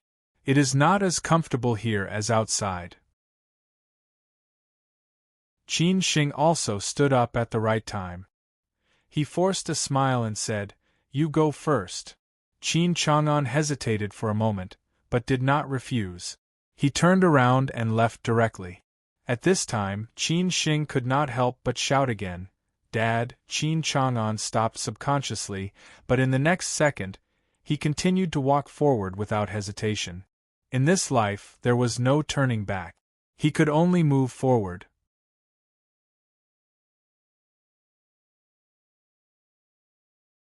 Chapter 12-15. I really didn't want to be pretentious. Qin Shing didn't understand Qin Chang'an at the beginning, but they reconciled in the end. This was a process that Qin Shing didn't expect, but Qin Chang'an had already thought of. Qin Chang'an was very clear that Qin Shing was mature now and could stand on his own. Qin Shing might not have understood him in the past, but he definitely could now. Qin Shing's vision were not big in the past. Now he had been back for several years, experienced so many things, and got in touch with top bigwig. Qin Shing's vision had long been broadened, and he looked at things from a different perspective. Moreover, there were bigwigs like Mr. Ding to help him make plans. Qin Chang'an had also struggled on the matter of the Chang'an system. How could he easily compromise? However, when a bigwig who had a close relationship with him was defeated, Qin Chang'an completely saw through the truth behind the fog. Therefore, he cut the Gordian knot and made up his mind to play a game of chess with himself as a chess piece. If he didn't do this, he couldn't change the result no matter how hard he struggled. On the contrary, the more he struggled, the worse the result would be. First, he was not challenging a person, a family, or a consortium, but the bottom line of the national financial industry. Did he have such great ability? Second, he didn't know how many families and bigwigs he had offended before. At this time, there were probably many who would hit him when he was down. Therefore, this was the choice that maximized his interests after careful consideration. There was no other choice. An hour later, Chang Baji had already picked up Qin Sheng. On the way back, Qin Sheng was still in a daze. He understood the old man and felt that he was a little aggrieved. However, he also felt that this was the old man's original sin. After all, he had been too fast these years, and he had to pay the price. But why couldn't the old man walk slower in those years? Why did he make so much money? But he also understood that sometimes it might not be the old man's wish. After all, this was a complicated matter. Alas! Qin Sheng let out a long sigh. After talking with the old man today, he also knew how to go forward in the future. Of course, this was all the road that the old man paved for him. He didn't need to take the detours that the old man had taken before. Fathers always think for their children and grandchildren. Even if you don't want them to think for you, they will still think for you. As soon as he got on the viaduct, when Qin Sheng was in a daze, a Lamborghini roared and drove by quickly, which woke him up. Qin Sheng was indeed a little annoyed by these people who raced on the city road. If they really wanted to race, they should go to the professional track. That would be awesome. Thinking of this, Qin Sheng, who was feeling depressed, suddenly found a way to vent. He looked at Chang Baji and asked, "Lao Chang, do you know any professional racing venues in the capital?" She turned to look at Qin Sheng and was stunned for a few seconds. Then she said, "Do I look like I know?" Although Lao Chang's driving skills were not bad, he did not like cars that much. His driving skills depended on his understanding of cars and his body's reactions in various aspects. Only then could he go all out in unexpected situations. Qin Sheng made up his mind and said, "That's right. How would you know? I'll ask Chen Beiwang and ask him to get 2 cars here. Let's race today." Qin Sheng called Chen Beiwang because he wanted Chen Beiwang to ask him. Unexpectedly, Chen Beiwang directly told him that the best choice was the Golden Gang International Racetrack, which was the most professional racetrack in the capital city. He happened to know the boss there. Therefore, Qin Sheng asked Chen Beiwang to arrange it and asked Chen Beiwang to come and play with him when he was free. He also asked him to borrow a few cars to drive here. After all, in such a professional racing track, how could they be happy without high-performance sports cars? The Golden Gang International Racing Track was located in Jinjiang Township, northeast of Chaoyang District, which was also known as the Golden Gang Auto Park. The track was designed by Michael McDonough, an Australian professional designer, and it was a third-class track that met the FIA's track safety standards. It was 39 kilometers long, with the narrowest road being 12 meters and the widest 20 meters. The traffic here was relatively convenient and it was relatively close to the airport. Therefore, various international competitions were held all year round. When Qin Sheng and Chang Baji arrived here, there was already a staff waiting for them.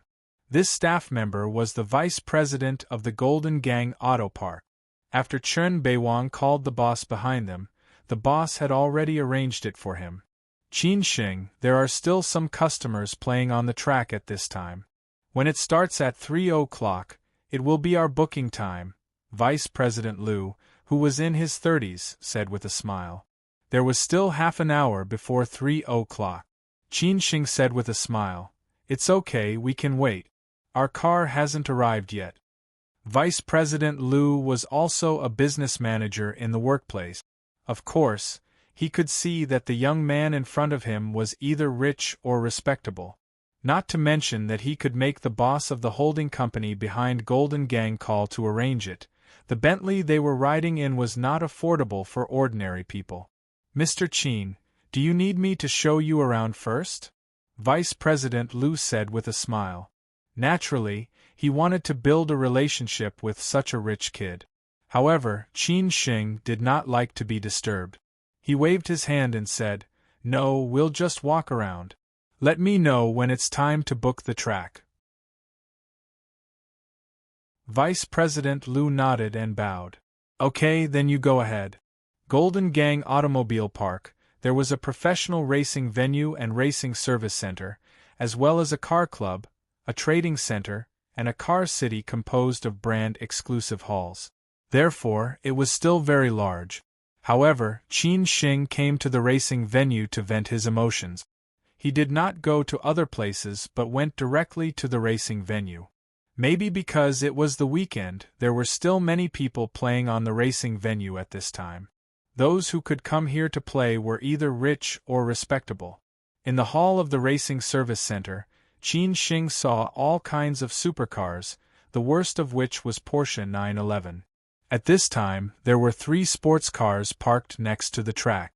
One was a Lamborghini Daniel, one was an Aston Martin DBS, and one was a Ferrari F8, all of which were supercars worth millions. 3 young people dressed very fashionably were chatting there. Each of them was accompanied by a tall and good-looking female companion. However, most of them had the faces of internet celebrities that made people blind. They surrounded several supercars and posed for photos. Qin Shing was not keen on supercars, but he occasionally drove a few of his friends' cars. This time, if it were not for a sudden impulse, he would not have thought about it. If Qin Shing had lived in the Qin family since he was a child, he might have thought that when he was rich, he would naturally buy a few supercars to show off. After all, in this big circle, how could he be free from vulgarity? However, Qin Shing had been raised by his grandfather since he was a child. At that time, Lin Shi had asked Qin Shing whether he wanted a car, especially when he went to college, and offered to buy a car for him, so that it would be convenient for him to go out to play with Su Qin at school. However, Qin Shing refused. After all, they were his adoptive parents. How could he refuse them? Moreover, Qin Shing had been relatively independent since he was a child. Even if he wanted to buy a car at that time, he had to earn money to buy it. At this time, Chen Beiwang had not arrived yet, and Qin Shing did not have a car. Even if he wanted to race immediately, he had to bear with it. Therefore, Qin Shing had nothing to do, so he walked here to admire these supercars. A young man with a buzz cut asked politely, "Brother, you also want to play cars?" Qin Shing replied with a smile, "I am in a bad mood, so I want to race for a few rounds." Judging from Qin Shing and Chang Baji's clothes and temperament, they should not be ordinary people. He guessed that they were also car friends, so he took the initiative to greet them. Lamborghini Daniel, Aston Martin DBS, Ferrari F8, they are all good cars, Qin Shing said with a smile as he touched the Daniel casually. Another young man, who was thin and weak, seemed to be hollowed out by wine and women, asked, "Brother, you have a good eye. Do you want to race for a few rounds?" Apart from drinking and flirting with girls, this guy's biggest hobby was making friends. His luxury car was also used to make friends and flirt with girls. Moreover, he didn't have just one car. As long as his friends were of a high enough level, a car was nothing. Qin Shing shook his head and said, "No need, you guys go ahead." "Brother, where is your car? You want us to worship it too?" The last young man, who had blonde hair and wore ear studs, with an eye-catching Richard Miller on his wrist. It seemed that he did not like Qin Shing's self-righteous look, so he deliberately ridiculed him. Qin Shing said disapprovingly, "My car hasn't arrived yet. Ha ha ha, who would come here to play without a car? I think you don't have a car. If you don't have a car, don't show off here. Look at your posture, people who don't know you might think that you are awesome, the yellow-haired man with ear studs said arrogantly. When the other beauties heard this, they also thought that Qin Shing and Chang Baji were here to join in the fun, not to play with the rich second generation here. They looked at Qin Shing and Chang Baji with some contempt. Qin Shing did not bother to pay attention to him. He had passed the age of arguing with these young people. The young man who first greeted Qin Shing pulled the yellow-haired man and said, "Xiao Chuan, don't talk too much. I say, with your temper, it is easy to cause trouble every time. No wonder your family is strict with you." Then he said to Qin Shing, "Brother, don't take it seriously. My friend is just like this." "It's okay, I have seen this kind of thing many times," Qin Shing said with a smile. The yellow-haired man called Xiao Chuan frowned and said, "What did you say?" As soon as he finished speaking, Chang Baji had already blocked in front of Qin Shing. If the yellow-haired man dared to take a step forward, Chang Baji would let him know why the flowers were so red. "You guys have fun." Qin Shing nodded to this polite young man and left. After Qin Shing left, Xiao Chuan asked, "Lao Han, you always like to be a good guy. I did not do anything out of line. Do you have to do this?" The young man called Lao Han glanced at the back of Qin Shing who was walking away and said, "Xiao Chuan, let's make a bet. That guy is definitely not an ordinary person. Look at the middle-aged man who has been following him. He always keeps a suitable distance. If I am not wrong, he is his bodyguard." "Don't talk nonsense. Could he be a son of some family? How can a son of a rich family come here to play without a car?" the yellow-haired man said disdainfully. Lao Han smiled and did not say anything. What he loved to do these years was to summarize different people he met and then classify and analyze them. His intuition told him that this guy was the kind of low-key son of a rich family that he had met. The three young people did not say anything more. They brought their own beauties and began to compete. Qin Shing and Chang Baji sat on the spectators' stand to join in the fun. After they played a few laps, it was almost 3 o'clock. The staff of the stadium had started to clear the field. They had to leave in disappointment. The others on the field were also ready to leave, so there were many young men and women and luxury cars gathered at the exit. Chen Beiwang called to say that he had arrived and asked where Qin Shing was. When he was about to drive his car over to meet Qin Shing said that he was waiting for them at the exit of the track. At this time, those young people were about to leave. When the yellow-haired man saw Qin Shing, he immediately mocked, "Big brother, where is the car? They have already cleared the field. Why are you still sitting here? Are you enjoying the view?" Qin Shing still ignored him. There was really no need to talk nonsense with them. After the yellow-haired man got out of the car, he said to Lao Han, "Lao Han, it seems that you have lost this bet. Where are you going to take me to have fun tonight?" Lao Han frowned slightly. Could it be that he had really misjudged him? The yellow-haired man walked slowly to Qin Shing and said, "Call me Brother Shing. I will give you the key. You can go up and have fun. You can also run a lap. What do you think?" "How do you know that I don't have a car?" Qin Shing said with a smile.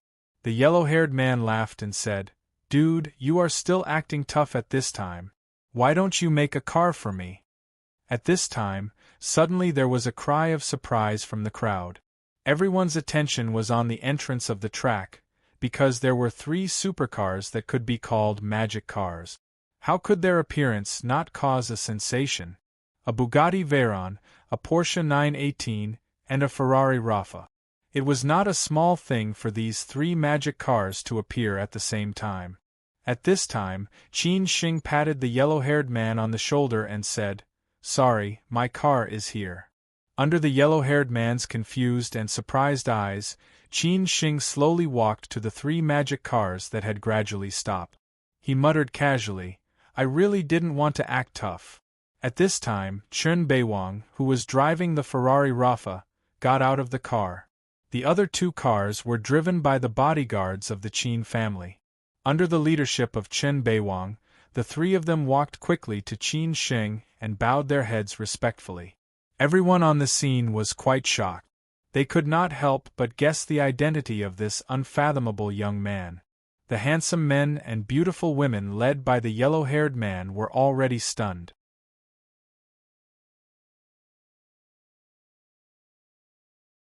Chapter 12:16. An unexpected incident. Bugatti Veyron, commonly known as the Big Fat Dragon, was the world's top sports car. It only needed 2.5 seconds to accelerate to 100 kilometers, and its top speed could reach more than 400 kilometers per hour. The most important thing was that the cheapest version was more than 20 million in China, and the high-performance version was more than 40 million, such as the one Chen Beiwang borrowed today. Porsche 918, one of the three legendary cars, was the flagship brand of Porsche sports cars. It could accelerate to 100 kilometers in 2.8 seconds, and its top speed could reach 380 kilometers per hour. Its current domestic price was about 14 million. The last one was Ferrari Raffa, also one of the three legendary cars. As the most famous sports car brand, Ferrari's sports cars were all well known, but Ferrari Raffa was the most dazzling existence. More importantly, Ferrari Raffa was limited to 499 units worldwide. Sometimes you might not be able to buy it even if you had the money. Of course, there was no need to talk about the performance of this car. How could the performance of this car be bad? Of course, this price was not something ordinary people could afford. The original price was 30 million, but because this was a limited version, the second-hand price was now more than 50 million. How could the appearance of these three top sports cars in the Golden Gang Auto Park not attract people's attention? After all, these three cars added up to 100 million yuan. Who had such great ability and financial resources? Qin Sheng did not want to show off. He just wanted to come out to relax. Who knew that he would encounter people who did not have eyes and took the initiative to ridicule him? Was he born to be ridiculed? If not for the fact that he deliberately kept a low profile and did not have much interest in sports cars, with his current status, he could afford any luxury car. He could hold a luxury car show casually, right? But what was the point of this? Moreover, if he did so, it would only make others think that he was a useless playboy. Who would take him seriously then? After all, Qin Sheng was now the backbone of the Qin family. In the future, Qin Sheng had to be personally responsible for all the Qin family's affairs, which did not make up for the loss. At this time, it was time for Qin Sheng to book the venue. Vice President Liu rushed over with several staff members and technical staff. He smiled and greeted Chen Beiwang and Qin Sheng politely. Then, he led them into the venue again. Chen Beiwang threw the car keys to a few staff members. They were all professional racers here. Usually, when they weren't training or teaching, they would accompany their customers to race. That was why they were professionals. When Qin Sheng passed by the rich playboy and the internet celebrity beauty again, he just smiled and nodded to Lao Han as a greeting. At least among them, Lao Han was the one who made him feel the most comfortable. Qin Sheng did not bother to pay attention to the yellow-haired man's snobbish words. Although the thin and weak man, who had been hollowed out by wine and women, also took the initiative to greet Qin Sheng, this guy seemed to be more scheming and shrewd. Qin Sheng was not willing to have any interaction with him. When Qin Sheng and the others walked away, this group of people came back to their senses. The three internet-famous beauties instantly felt that the rich playboy beside them was not good enough. Why did he not perform well just now? This was a real top young master. If they could catch his eye, they could marry into a rich family and become a rich wife in the future. His three divine chariots combined could buy a dozen of their chariot.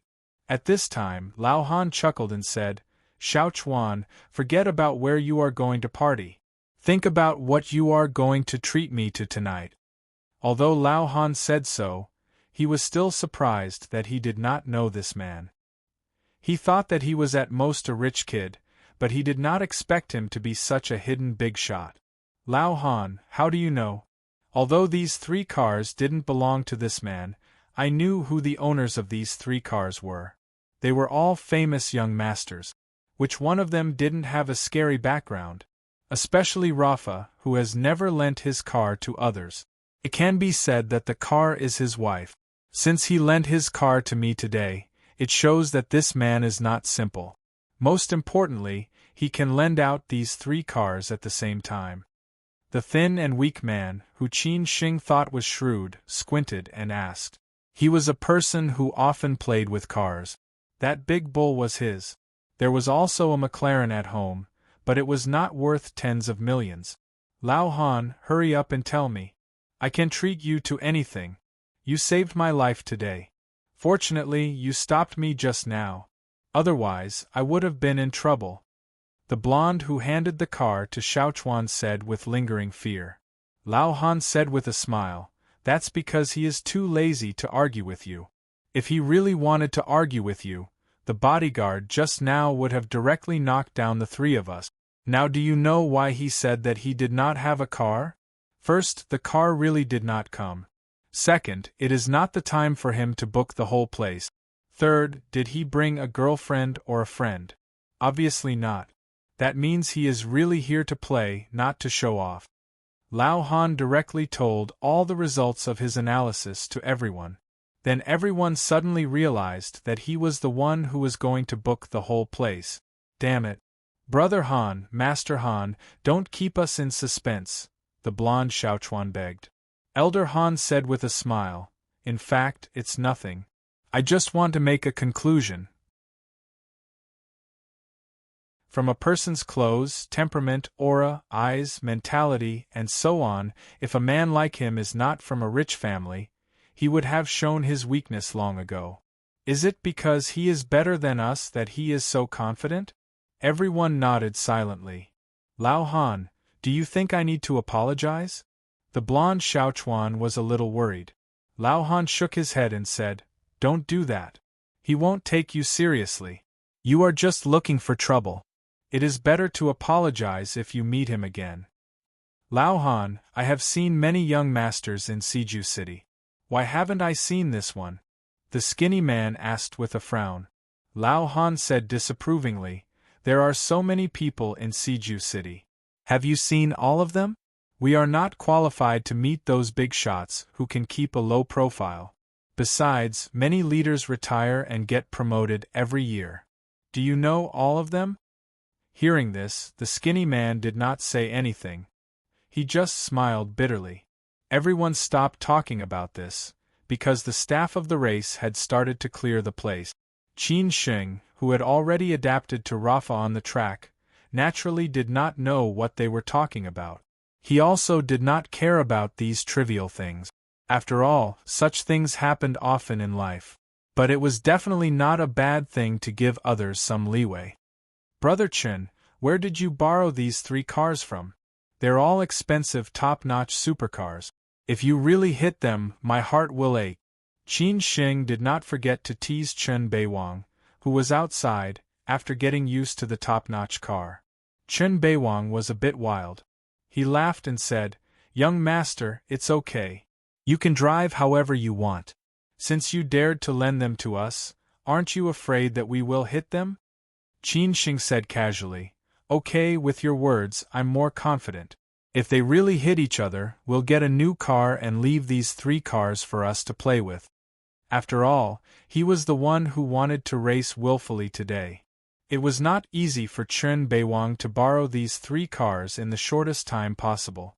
Besides, Qin Shing did not need this little money. After familiarizing himself with the cars, Qin Shing looked at Chen Beiwang and Chang Baji and said, you two get in too. Let's race for a few laps. We don't need skills, just speed. Qin Shing did not need those difficult movements such as drifting. Today, he just wanted to step on the gas pedal. Therefore, the 3 magic cars officially began their journey of death. It was estimated that the owners would be distressed to death. It was such a waste of good cars. While Qin Shing was racing, Sanya in Hainan was not peaceful. Fourth Master, whom Qin Shing had just met, was sent to the hospital because of his old illness. Currently, he was being rescued in the operating room, and his life was uncertain.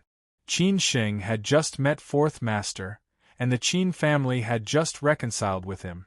Now, Fourth Master suddenly had a relapse.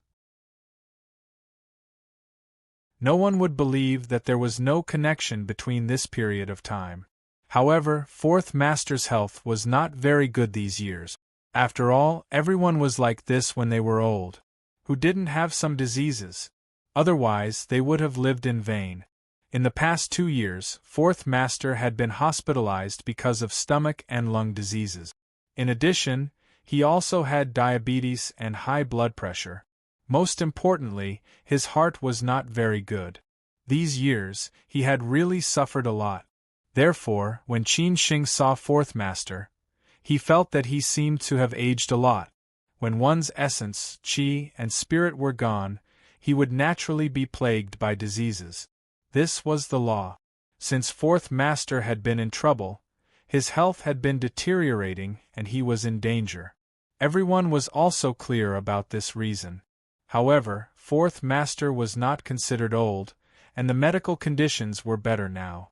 Fourth Master was not worried about medical resources, so everyone did not take it seriously. At 3:30 p.m., there was a sudden problem with the operation. The doctor issued a notice of critical illness, and at the same time, contacted relevant medical experts to form a consultation team for remote medical guidance. Fourth Master's health was not good.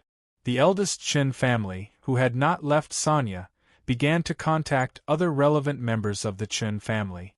The other members of the Chen family, who were worried about Fourth Master's situation, immediately rushed to Sanya. However, the news of Fourth Master's operation was temporarily blocked, so others did not know. At 3:40 p.m., the doctor found the eldest Chen family and expressed the consultation team's opinion, which was to stop the operation. The consultation team gathered the top medical experts in the country, not only in Sanya, but also in Beijing and Shanghai. The experts' opinion was that the operation could not be carried out normally. If it continued, the patient would definitely not be able to walk out of the operating room. Therefore, their opinion was to stop the operation and gather the family members to see the patient for the last time. This was the most helpless decision, and also the most humane one. Hearing this, the eldest Chen family felt like he was struck by lightning. He stood outside the operating room for a long time and did not speak until several doctors woke him up and asked him to make a decision as soon as possible. The eldest Chen family did not put all his eggs in one basket and let the operation continue. In great grief, he agreed to the expert's suggestion and hurriedly called all the relevant members of the Chen family again. This time, everyone was dumbfounded. Some of the family members who wanted to go to Sanya later had to go to Sanya immediately. At the same time, the news spread like wildfire, instantly attracting everyone's attention. This was really an emergency.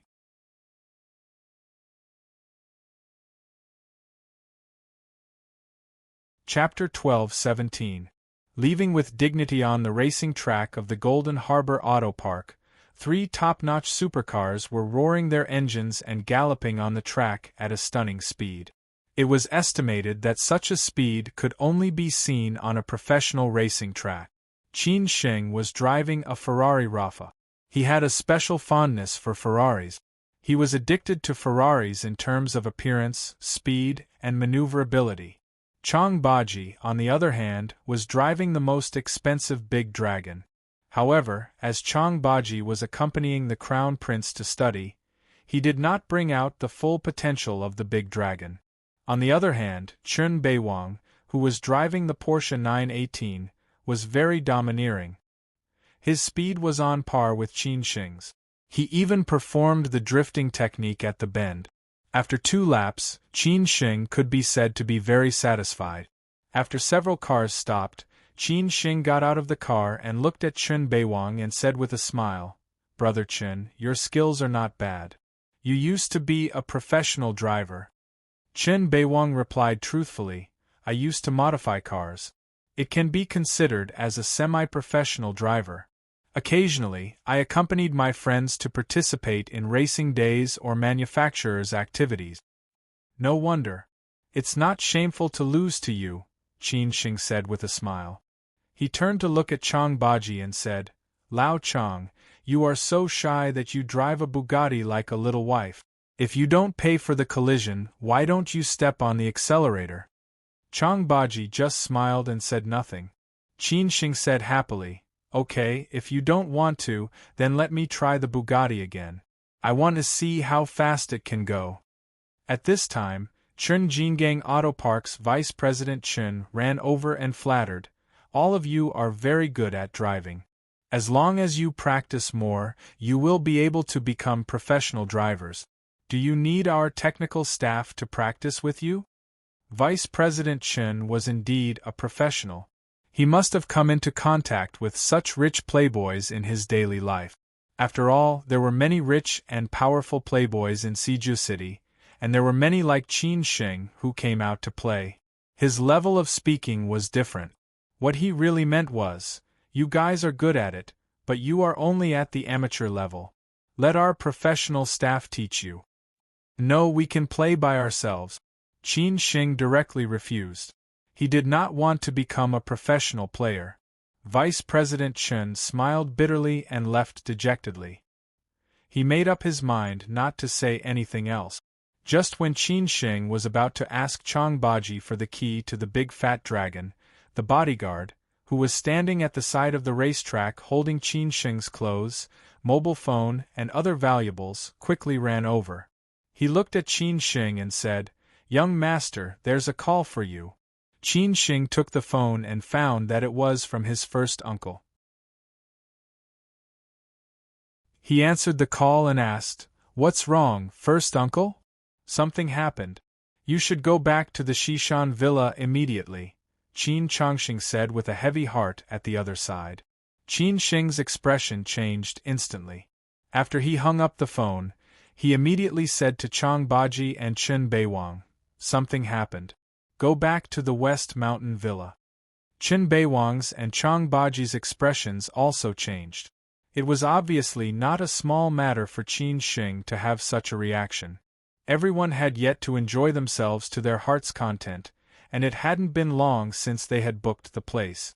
Chen Beiwang could only arrange for the remaining bodyguards to deal with the trivial matters here. On the way back to the West Mountain Villa, Qin Xing didn't dare to call his first uncle to ask what on earth had happened. He just tentatively called his sister to find out what was going on. However, it seemed that his sister didn't get any news, so Qin Xing didn't say much. After returning to the West Mountain Villa, Qin Changxing and Gongsun were already waiting for Qin Xing in the living room.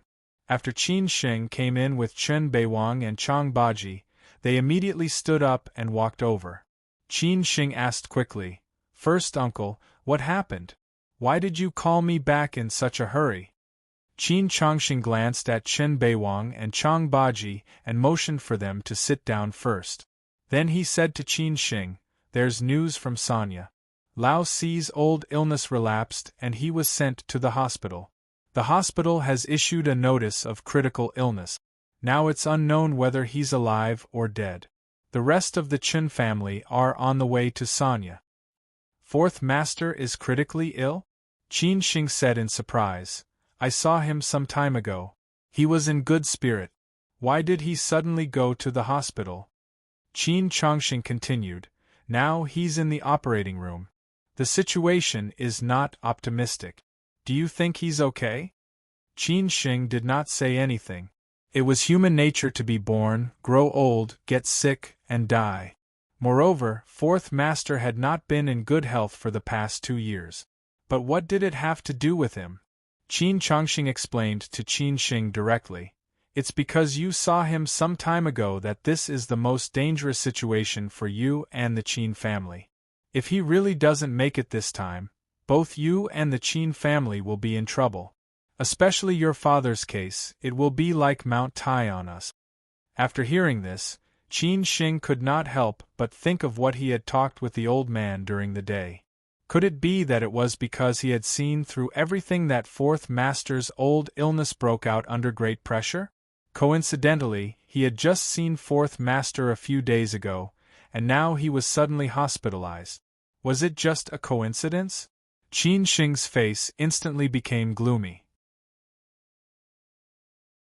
Even if fourth master's case had nothing to do with him and the Qin family, he was afraid that some people would have ulterior motives and link the two things together. In that case, he and the Qin family would face great pressure. The most important thing was that although the old man had taken every possibility into consideration regarding the old man's case, he definitely did not consider the impact of fourth master's sudden death. Qin Shing did not say anything this time. He instantly felt great pressure. After a long time, he asked, "Uncle, what should we do now? It seems that we have no choice but to wait for the news from Sonia, right?" Qin Chongqing sighed deeply and said, "That's the only way." The news that fourth master had suddenly been hospitalized disrupted everyone's plan. Even the things that Qin Sheng and the old man had talked about today seemed to be suddenly disrupted. Qin Sheng was somewhat worried. He turned to look at Qin Beiwang and said, "Brother Qin, go to Sonia right now and stay there to see what's going on with fourth master and the Qin family. Especially keep an eye on who exactly is going to Sonia. If anything unexpected happens, report it immediately." After standing up, Qin Beiwang replied in a powerful voice, "Got it." Qin Sheng trusted Qin Beiwang. He really did not trust others to go to Sonia at this time. After all, there might be more things involved this time. Qin Sheng hoped that this was just a false alarm and nothing serious would happen to fourth master. Otherwise, it would be really troublesome. After Qin Beiwang left, Qin Sheng called Song Ryu and told her that he would not be going back tonight. Song Ryu, who had bought the groceries and was waiting for Qin Sheng to show off his cooking skills, was a little disappointed. However, after Qin Sheng told her something, Song Ryu stopped thinking about it. Song Ryu was somewhat worried and asked, "What's wrong?" Qin Sheng did not hide it, because he guessed that many people had already heard the news. He said in a low voice, "Fourth master is critically ill and is being rescued." Song Ryu was stunned for a moment. After a while, she said, "Then I'll come to accompany you." For the Qin family, fourth master was different from Elder Long. Elder Long had lost his power, and the Qin family would definitely kill Elder Long no matter what the price was.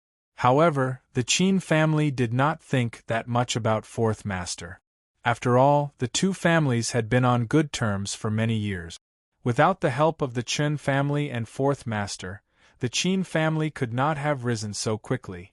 The Qin family also knew how to be grateful, so they tried their best to reconcile with the Qin family.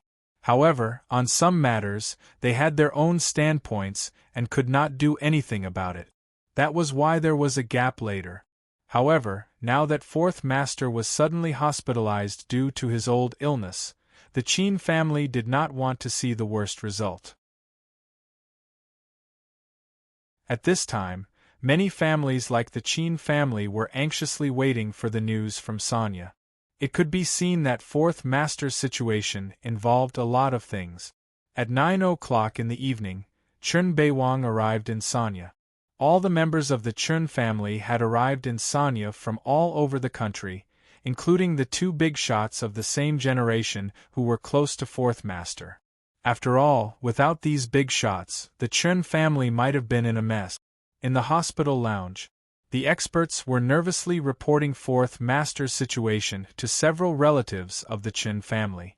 At this time, they realized that the situation was more serious than they had thought. The eldest brother of the Qin family had already known the truth, sitting there in a daze with a dull look. The surgery had been suspended, and the doctors could not do anything about it. Now they were waiting for the Qin family's decision. What should they decide? Then they would continue to maintain this situation, using medical equipment and medicine to keep fourth master alive in a sense. Or should they stop making trouble and let fourth master leave with dignity? The Chun family was in a quarrel. Some people wanted fourth master to live in a sense, while others wanted him to leave with dignity. Both sides had their reasons, and no one could convince the other. In the end, the eldest brother of the Chun family and the two big shots of the same generation in the hospital stood out and chose to let fourth master leave with dignity. So, at 9:40 p.m., the hospital stopped all the measures, and the Chun family announced that fourth master had passed away.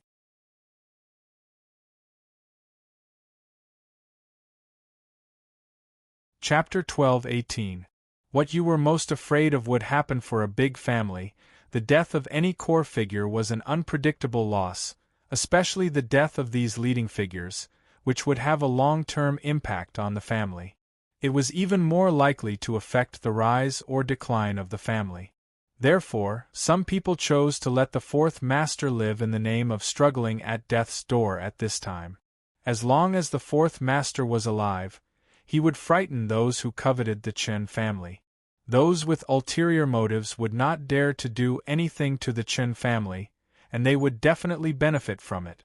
However, once the fourth master died, the Chun family and the related members would lose their backbone. After all, the fourth master was the famous fourth master. He had a lot of connections and resources. Even Elder Long had to be courteous to the fourth master. The most important thing was that after the fourth master died, the enemies of the Chun family might take advantage of the fourth master's perilous situation. Even if they did not dare to do it now, they would definitely do it after some time. This was what they were most worried about. Therefore, there was a saying in Seju City, especially for those big families, that the longer the elders in the family lived, the more beneficial it was for their descendant. The earlier the elders in the family died, the more likely the family would decline. Therefore, they could only endure until all their enemies died.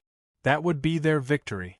Therefore, everyone could understand why some people chose to let the fourth master live in name.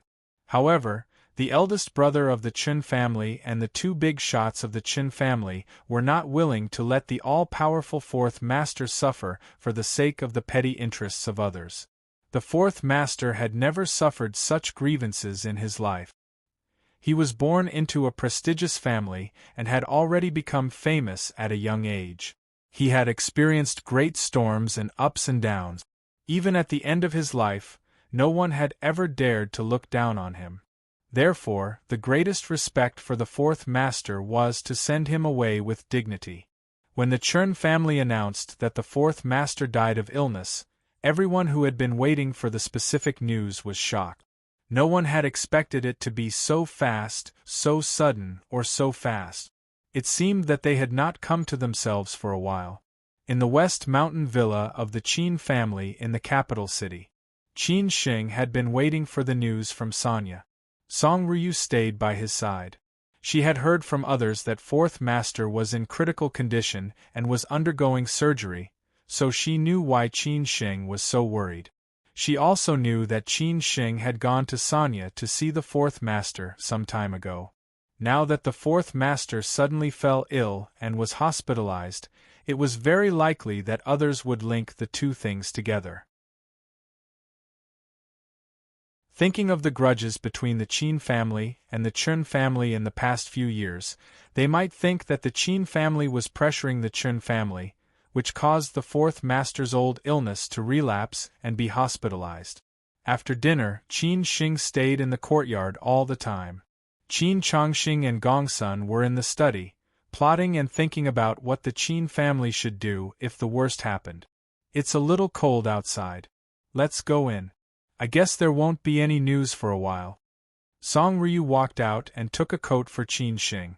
Qin Shing held Song Ryu's hand, shook his head, and said with a bitter smile, "I'm fine. I'm sorry to have delayed you. I'll drive you to work early tomorrow morning." Song Ryu had to go to work the next day. She had planned to go back after dinner, otherwise it would be too urgent to go there tomorrow morning. After all, the traffic jam in Beijing was too serious. However, seeing Qin Shing's condition, she was a little worried, so she accompanied him. Song Ryu said very considerately, "Let someone drive me there." Don't bother yourself. Have a good rest. Song Ryu was always so considerate.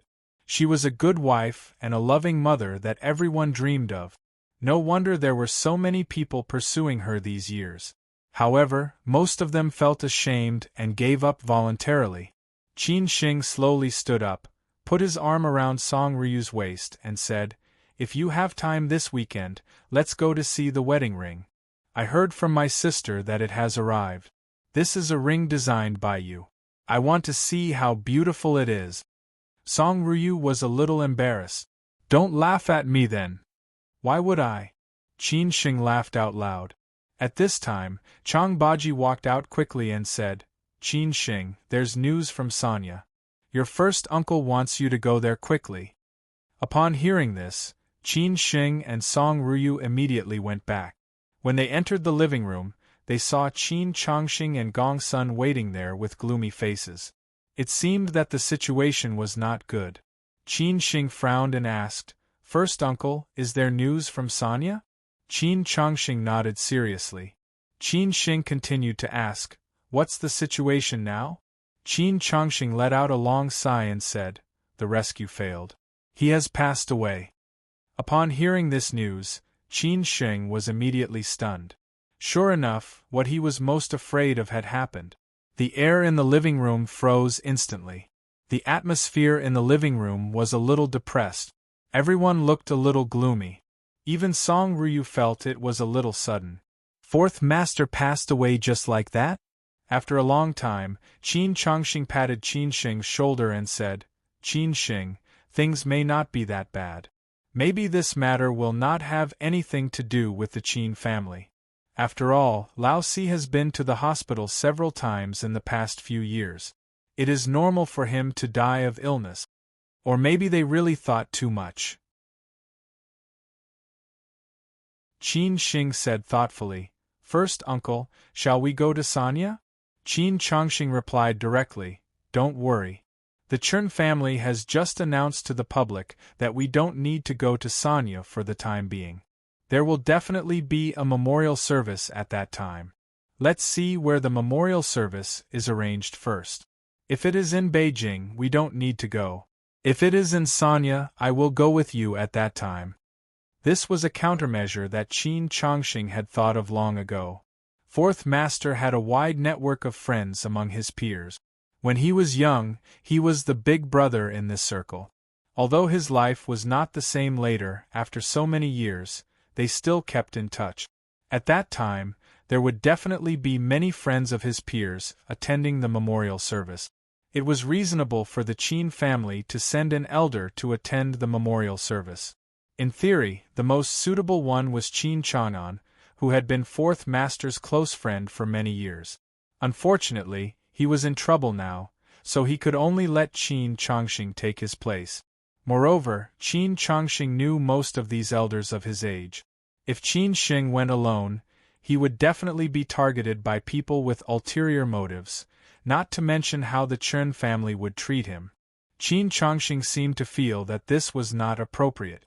After thinking for a while, he said, "Well, tomorrow morning, you call the eldest brother of the Chen family to express your condolences. At that time, I will call the other elders of the Chen family. This way, it will be safer." After listening to his first uncle's arrangement, Qin Shing felt that it was the most reasonable. The long wait was the most worrying. Now there was a result in Sanya. Although the result was somewhat unsatisfactory, it made people feel completely relieved. After Qin Sheng and Song Ryu returned to their room, he called Chen Beiwang again and told him to find out who would go to Sanya to mourn the Fourth Master. In this way, they would be prepared when they went there. Originally, this week, Qin Sheng had planned to bring Lin Su and Yuan Yuan to Beijing. At that time, he would let his grandmother meet Lin Su and Yuan Yuan, which could be regarded as an explanation for Lin Su and Yuan Yuan. It seemed that this matter could only be postponed.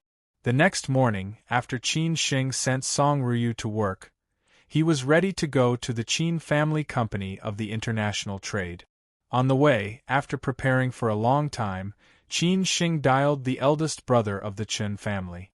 The phone was not picked up until the end of the tone. Qin Shing said in a heavy tone, "Brother Chen, my condolences." Qin Shing, thank you. The eldest brother of the Chen family, who was busy preparing for the funeral in Sanya, said somewhat sadly. Qin Shing frowned and said, "Brother Chen, why is it so sudden? I just saw the fourth master a few days ago. He seemed to be in good spirits. Why did he suddenly become critically ill and hospitalized for surgery? My father has been in poor health these years, so he has been staying in Sanya for a long time to recuperate. These are all old diseases. But no one expected that it would be so sudden," the eldest brother of the Che family said with a long sigh. Qin Shing hesitated for a moment and finally couldn't help but ask, "Brother Chen, is it because I talked too much with the fourth master that day and made him think of too many unhappy things, which led to his illness?" Qin Shing said this because he wanted to see the attitude of the Chen family. The eldest brother of the Chen family seemed to have guessed Qin Shing's intention. He was not surprised that Qin Shing would ask this. He just said, "Qin Shing, I know what you want to ask. I also know that there must be people out there who will think so. But I was involved in the whole process, so it has nothing to do with you and the Qin family. We all know my father's health condition. You don't have to think too much." After the eldest brother of the Chen family said this, Qin Shing instantly felt that he was a little bit narrow-minded. At the same time, the words of the eldest brother of the Chen family also touched Qin Shing very much. Our two families have been together for so many years. Although there were some unpleasantness during this period, I also said that it is between the elders and has nothing to do with us. The eldest brother of the Chen family confirmed again. Qin Shing felt a little ashamed and said, "Brother Chen, I don't need to say anything. What do you need my help with? Just tell me." The eldest brother of the Chen family said sincerely, "You don't need to do anything. When the time comes, as long as you can come to see the old master off, it will be enough. You know that he and your father have been very close for so many years. Now your father is still in the hospital. You can see him off for the last time on behalf of your father." After hearing this, Qin Shing nodded heavily and said, "Don't worry, I will be there." After hanging up the phone, Qin Shing fell into deep thought. It seemed that they had thought a lot of things in a complicated way.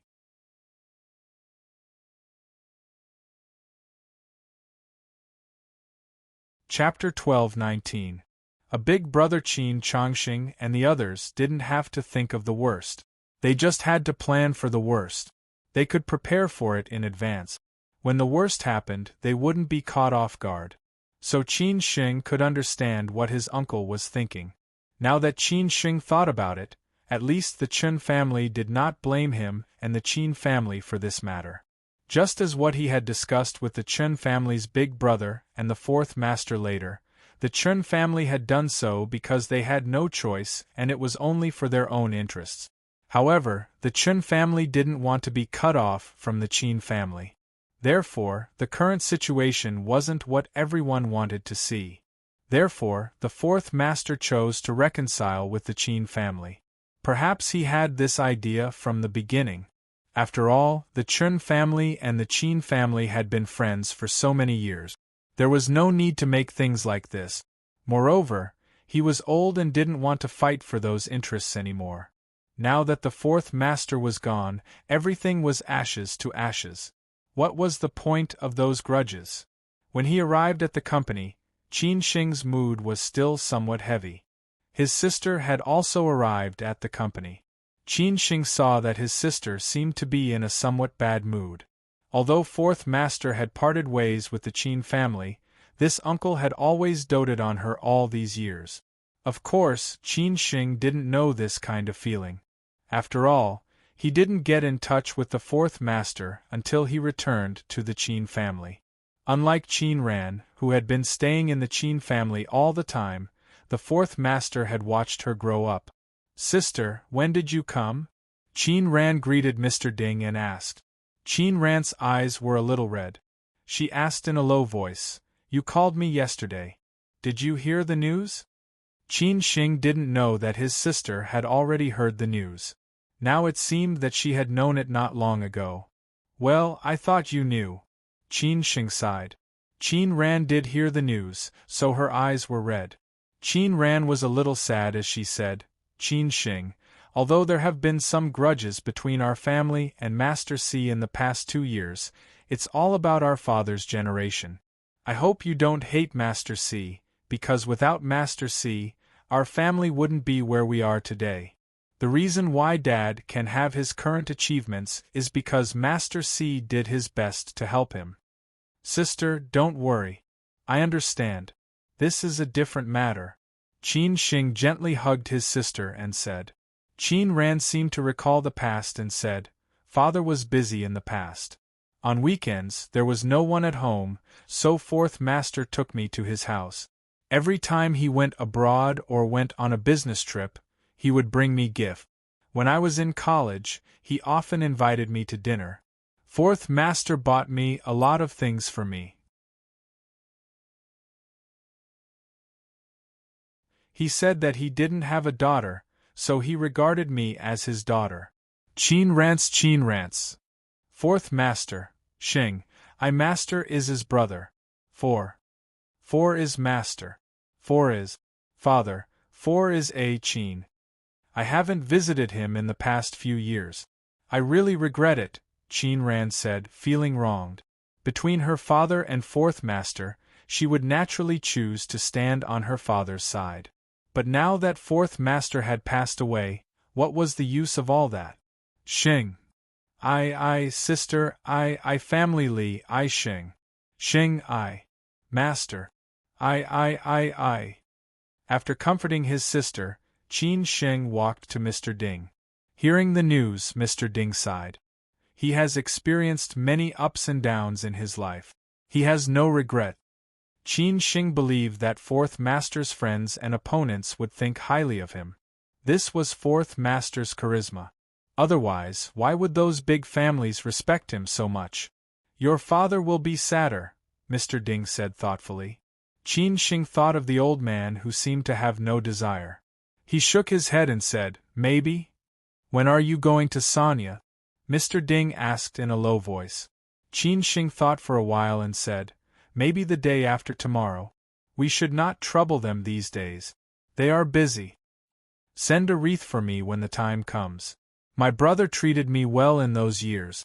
Although we had different ideas, I still respect him from the bottom of my heart, Mr. Ding said sorrowfully. After all, they were friends who had worked together for many years. Although it was not appropriate for him to see him off, he should send a wreath. Qin Xing nodded and said nothing. In a special place in the western suburbs of Beijing, Qin Chang'an, who had been locked up here, was a little lost today. He did not eat or drink, staring out of the window in a daze. This was completely different from his previous state. Because one of his big brothers, a good teacher and helpful friend, a close brother, had passed away. When he heard the news, Qin Chang'an seemed to have aged a lot at that moment. Brother, friend, opponent. They loved and hated each other, but no one really hated each other.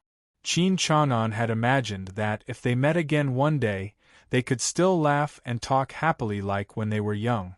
He still remembered how high-spirited he was when he first met this big brother. He was one of the best among his peers, and his peers seemed to look up to him. He had a special kind of charisma that brought everyone together.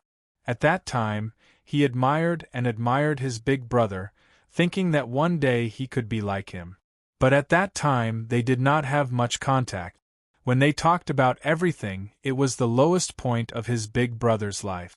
They had a lot of like-minded ideas and common hobbies, so they walked together without hesitation and began a journey that lasted more than 20 years. Along the way, there had been ups and downs, bumps and turns, all the way until the most glorious moment. They had gone through what they should go through, but they did not expect that they would turn against each other when they were old. Maybe this was what outsiders thought, but they did not hate each other in their hearts. They just wanted to prove that each other's thoughts were wrong. It seemed that if one of them bowed to the other and admitted his mistake, they would meet again and forget the grudge with a smile. But they were all proud people. No one was more proud than the other. It seemed that they had never bowed to each other in their lives. When they were old, they were more likely to bow to someone. They wanted to compete with each other to see who could laugh in the end. But they did not expect that in the end, no one bowed to the other, and this big brother passed away. It seemed that he was holding on to his last pride in this way. He was gone, and everything was meaningless. Qin Chang'an was a little sad because he did not have the chance to see this big brother off or see him for the last time. He was also a little disappointed. He was disappointed that he had been here for several years, but this big brother had not come to see him. Perhaps after seeing them and talking cheerfully and wittily, those trivial matters of the past would become like smoke in the eye. But it was a pity that things had come to this, and he had no choice. Fourth brother, have a safe journey. Qin Chang'an could only murmur to himself. In the next 2 days, it seemed that this big circle was talking about the sudden death of the fourth master. This news was indeed too sudden. After all, the fourth master was still young in everyone's eyes. Why did he suddenly pass away? Even many ordinary people were talking about the old news and trivia about the descendant of a famous family in their spare time. Many families and big shots in Siju City who were close to the Chun family or had previous dealings with the Chun family set off for Sanya to see the fourth master off. Some of them could not be there in person, so they sent their juniors or asked someone to send a wreath to show their sincerity. Although the Chun family was not as glorious as it used to be, the fourth master was still the fourth master. After so many years, he had accumulated a lot of connections. Moreover, the Chun family was the descendant of a famous family, which could not be compared with ordinary families. On Wednesday afternoon, the Qin family also set off for Sanya to see the fourth master off. Compared with other families, this time all the members of the Qin family were there, led by Qin Changxing and Zhaoan. The two juniors, Qin Ran and Qin Jing, followed by Qin Xing and Song Ryu.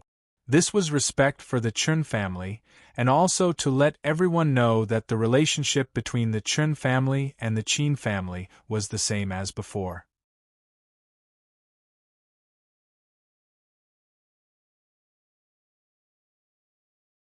Chapter 12:20. The fourth master's song ended and people left. The drama of his life was exciting enough, and he might have some regrets. But now, all of that had vanished into thin air. Although the fourth master had already passed away, he had still been involved in this storm, so some of his old friends did not go to Sanya to send him off in order to avoid arousing suspicion. They only sent him a wreath. Of course, some people went to Sanya to join in the fun, and some people wanted to take this opportunity to get what they wanted, which was nothing more than benefits and resources. The Qin family didn't want to avoid arousing suspicion. This trip to Sanya was just to see the old master off. They also knew that there would be people gossiping behind their back. As long as they had a clear conscience, it was okay. It was already night when they arrived in Sanya. Compared with the gradually colder weather in the north, the climate in Sanya was more comfortable. Without the sea breeze, it would be a little stuffy. The Qin family didn't waste any time and went directly to the villa in Yalong Bay. Chen Beiwang, who had been in Sanya for a few days, had already arranged everything. They had dinner in the villa. Maybe they were here to see the fourth master off. Everyone was in low spirit. No matter what kind of grievances the Qin family had with the fourth master, it was all gone with the wind with the death of the fourth master. After dinner, Qin Changxing took Zhaoanji out, saying that they were going to meet some friends. Qin Xing and the others did not know whether they were going to meet the local friends of Sanya or the friends who came all the way from Beijing to see fourth master off. In the past, when Qin Chang'an occasionally came to Sanya for vacation, he would live here. Qin Xing had lived in this villa of the Qin family in Haiteng Bay last time. It was estimated that it was the first time for so many people to live here. Also because so many people could live here, he chose to live here. After Qin Chongqing and Zhao Anji went out, Qin Sheng, Song Ryu, Qin Ran, and Qin Jing went for a walk by the sea. After all, this was a top villa community near the sea, only a few steps away from the beach. Last time, Qin Sheng met his uninvited friend Chu Keating here.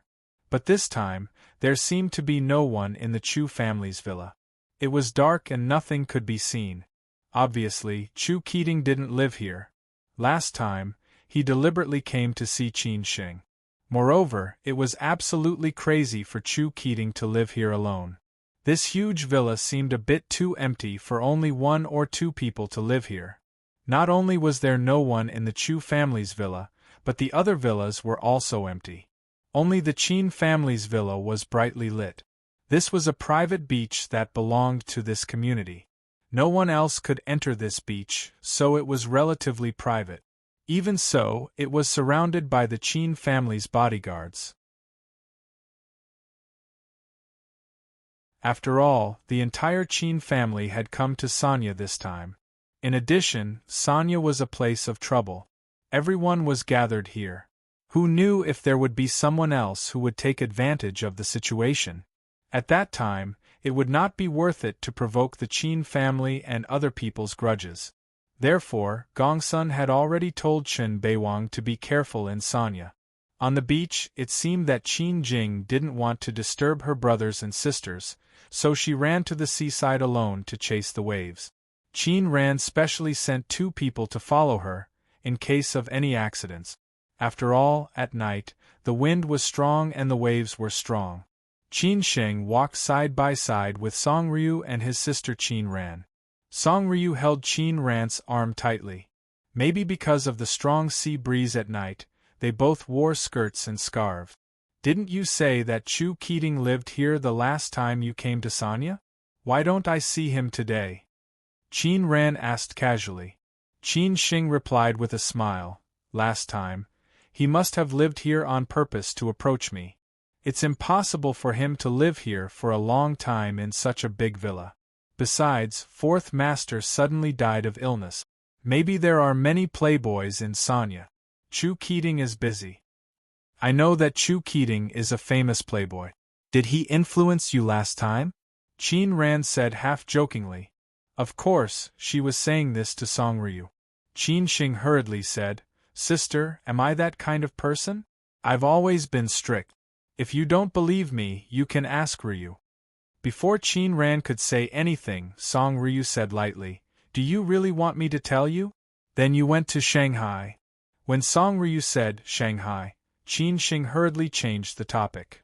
Sister, who did you say uncle and aunt went to see? Song Ryu pursed her lips and smiled. Since she could say this out loud, she naturally didn't take it seriously. It was rare for Qin Sheng to be embarrassed, so Qin Ran couldn't help but laugh. She didn't continue to make fun of him. She just said, they should be old friends from Beijing or other places. After all, there should be many people who came to see 4th Master off this time. Qin Sheng said thoughtfully, Sister, do you think there will be any accidents when we go to mourn 4th Master tomorrow?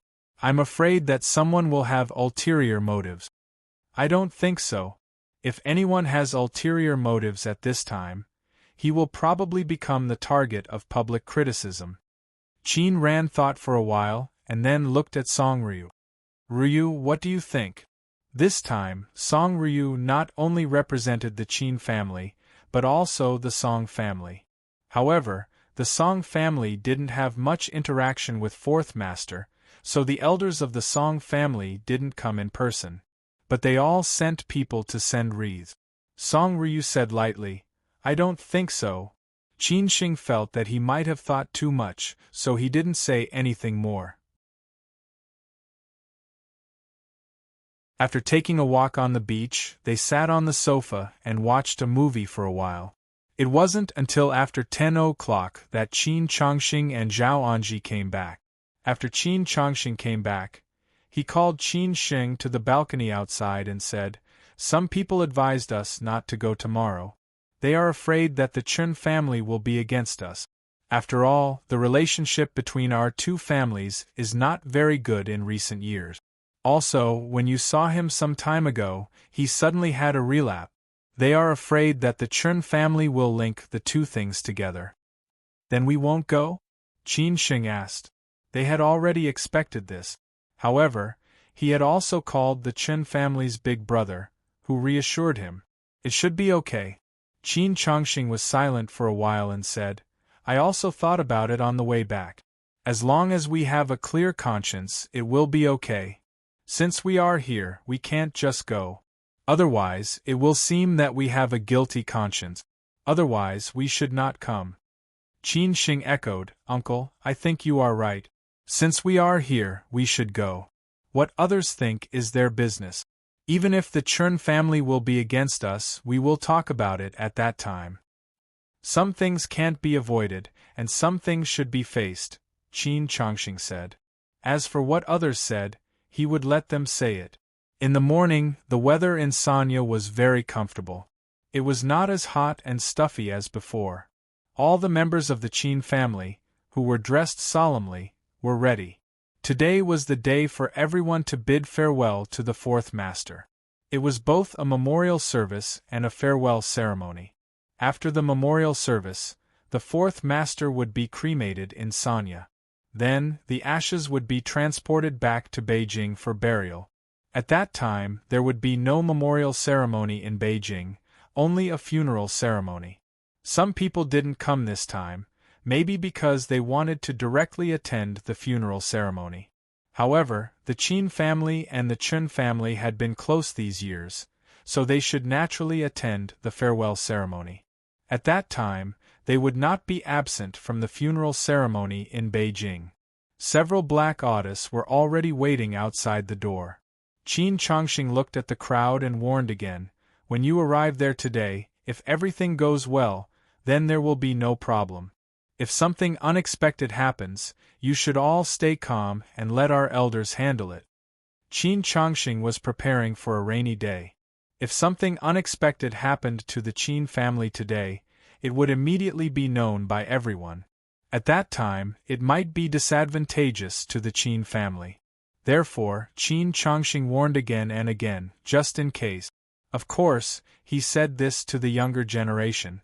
Qin Sheng, Qin Ran, and the others nodded. Qin Chongqing looked up at the blue sky and said in a low voice, Let's go.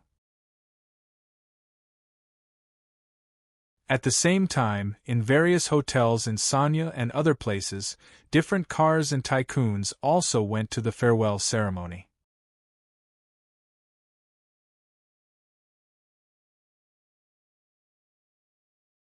Chapter 12:21. A positive response. The sun was shining brightly, and the breeze was blowing gently. Occasionally, a few white clouds floated by, but they disappeared in a flash. It was a nice day. Qin Sheng rolled down the window and let the breeze blow on him. The sad atmosphere seemed to be blown away. Qin Sheng and Song Ryu were in the same car. Song Ryu held Qin Sheng's hand tightly and stared at him for a few seconds, as if she was trying to guess what he was thinking. Qin Sheng said casually, Ryu, have you ever thought about what happens to people after they die? Do they really enter another world and look at this world from another angle? Or is it that death is death and there's really nothing left? Ryu asked casually. Ryu nodded. This question seemed very profound, but it also seemed to be very common, as if everyone had thought about this before. Qin Sheng had experienced life and death several times and thought about it many times. Song Ryu thought for a moment and replied, I always think that people die and nothing else. She was a firm atheist. Sometimes I also feel that way. But since I was young, Grandpa told me that it was not like that. He seemed to be able to see through a person's past, present, and future life. So Grandpa also seemed to be very indifferent to everything. He was so desireless, Qin Sheng said faintly. At the same time, he thought of those childish topics that he had asked Grandpa about when he was young. If he asked about those topics again today, they would be so profound and unpredictable. Song Ryu didn't say anything. She had her own logic and understanding, and she respected other people's opinions. Qin Sheng continued, Another example is that when I was young, I had already forgotten what my mother looked like, but I always dreamed of her. I didn't know who she was until I saw her photo. Then I knew that the woman who always appeared in my dreams was my mother. Song Ryu frowned slightly and didn't say anything. She was also thinking about why. It is said that the end of science is theology. Others regard this as feudal superstition, but I have been by my grandfather's side since I was a child, so some things are hard for me to understand. Isn't it said that this world is more filled with dark matter? Those so-called spirits and souls, do they also belong to dark matter? Or should I say that after people die, they actually live in the same world as us, but we can't see them? Qin Xing said somewhat mysteriously. Song Ryu didn't know why Qin Xing suddenly said this, or maybe he thought of many things because of the death of the fourth master. Why did you say that? Song Ryu asked. Qin Xing explained, I just thought that when Grandpa passed away, he was not afraid of death at all. Instead, he seemed to be embracing death, so I overthought. Song Ryu said softly, don't say such things to others in the future. Otherwise, people will think you're crazy. Well, I've always been a psycho, Qin Xing muttered in a low voice. At this time, the motorcade had arrived at their destination, a resort surrounded by mountains and the sea in Sanya. This resort belonged to a company under the Chen family. It was not open to the public and only entertained the company's internal staff. Otherwise, why would they hold a farewell ceremony in a hotel? There were many big shots coming today, so the security of the resort was very high. There were security personnel dressed in black and wearing earphones everywhere. There were also many security guards in ordinary security uniforms. The Chen family had hired the largest security company in Hainan to be in charge of the security for the farewell ceremony. Not everyone could attend the farewell ceremony of the fourth master. The precondition was that they had to be friends of the fourth master or friends of the Chen family. The team in charge of the funeral of the Chen family would also be informed in advance. Otherwise, they would not be allowed in. After all, there would be many big shots coming, and the Chen family did not want any accidents. When the Qin family's motorcade arrived at the resort, the parking lot was full of all kinds of cars. Almost all of them were black or white, which looked very grand. From the entrance of the resort to the farewell ceremony hall, there were all kinds of flowers on both sides of the road. There were not only white or yellow chrysanthemums. Maybe the Chen family didn't want the atmosphere to be too heavy. The Qin family had already informed the Chen family, so they also knew that the Qin family was coming. They entered the resort smoothly. Some people had arrived earlier than the Qin family, so they saw many old friends or acquaintances in the parking lot. However, they didn't have time to say hello before they got in the cars and left in a hurry. Everyone went to the farewell ceremony site. No one spoke along the way.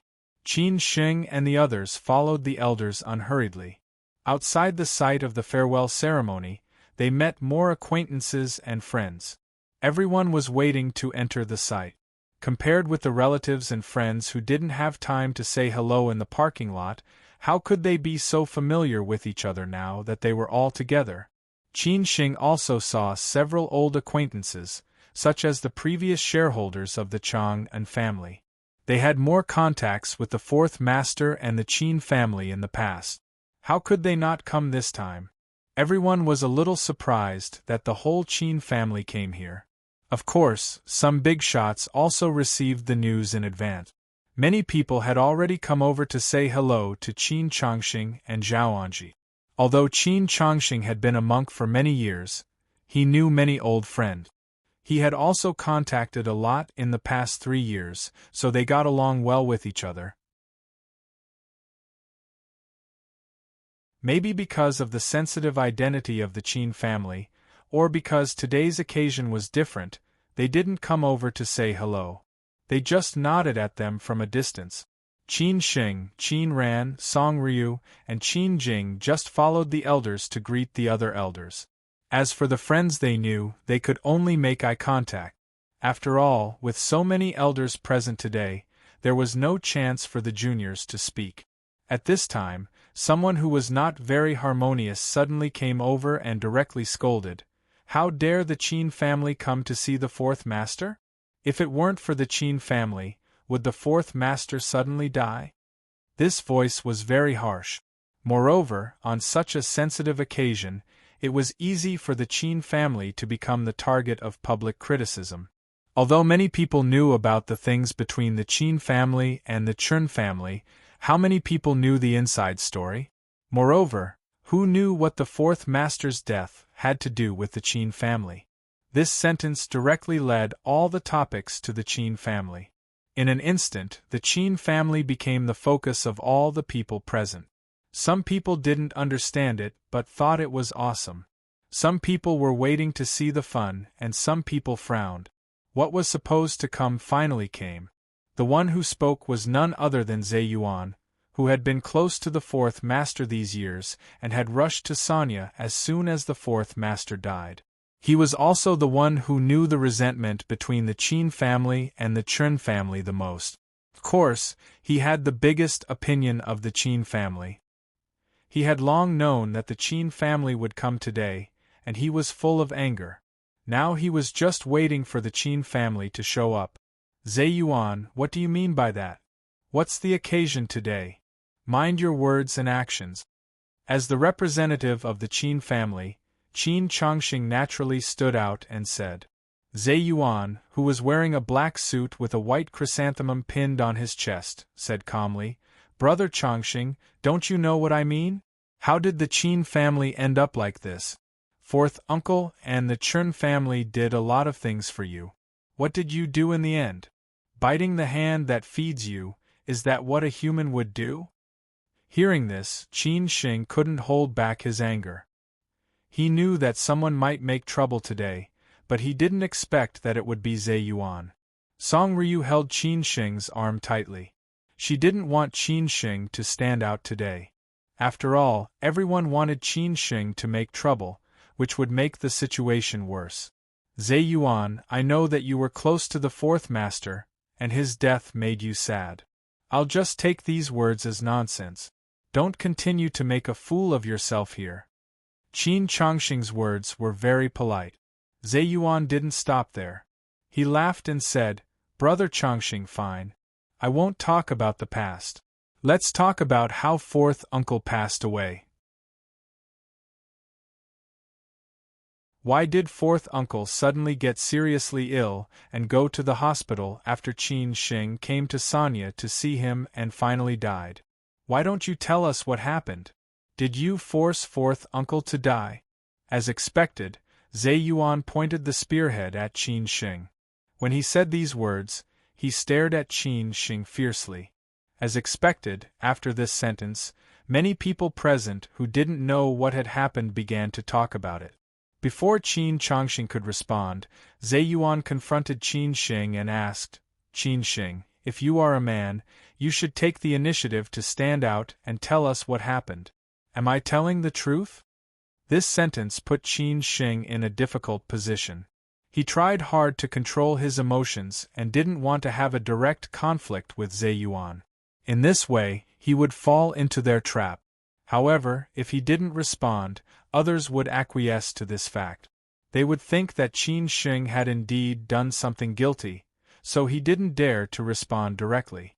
Qin Chongqing and Zhao Anji were both afraid that Qin Shing couldn't control his temper and would quarrel with Zhe Yuan here. They both looked at Qin Shing and signaled him to calm down. What should Qin Shing do? His brain was spinning rapidly. He began to think of countermeasures. How could he not be at a disadvantage? In the end, Qin Shing thought of a desperate way. He was also betting on the probability, but he didn't know whether he could make the right bet. If he made the right bet, although this matter would definitely affect him, he could minimize the impact. But if he lost the bet, it was possible that he would lose all standing and reputation. So Qin Shing chose to respond directly.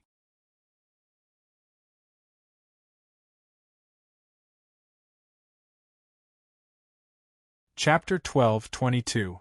It was impossible for him to escape at this time. Escaping at this time would only make him bear more pressure. Everyone was waiting for Qin Shing's response, so Qin Shing had no right to choose. However, he would not make a scene with Zhe Yuan here, which would be exactly what these people with ulterior motives wanted. Qin Shing walked out slowly and said in a neither servile nor overbearing manner, "Uncle Zhe Yuan, I did come to Sanya and met Fourth Master, but I just visited him as a junior. How could you confuse these two things?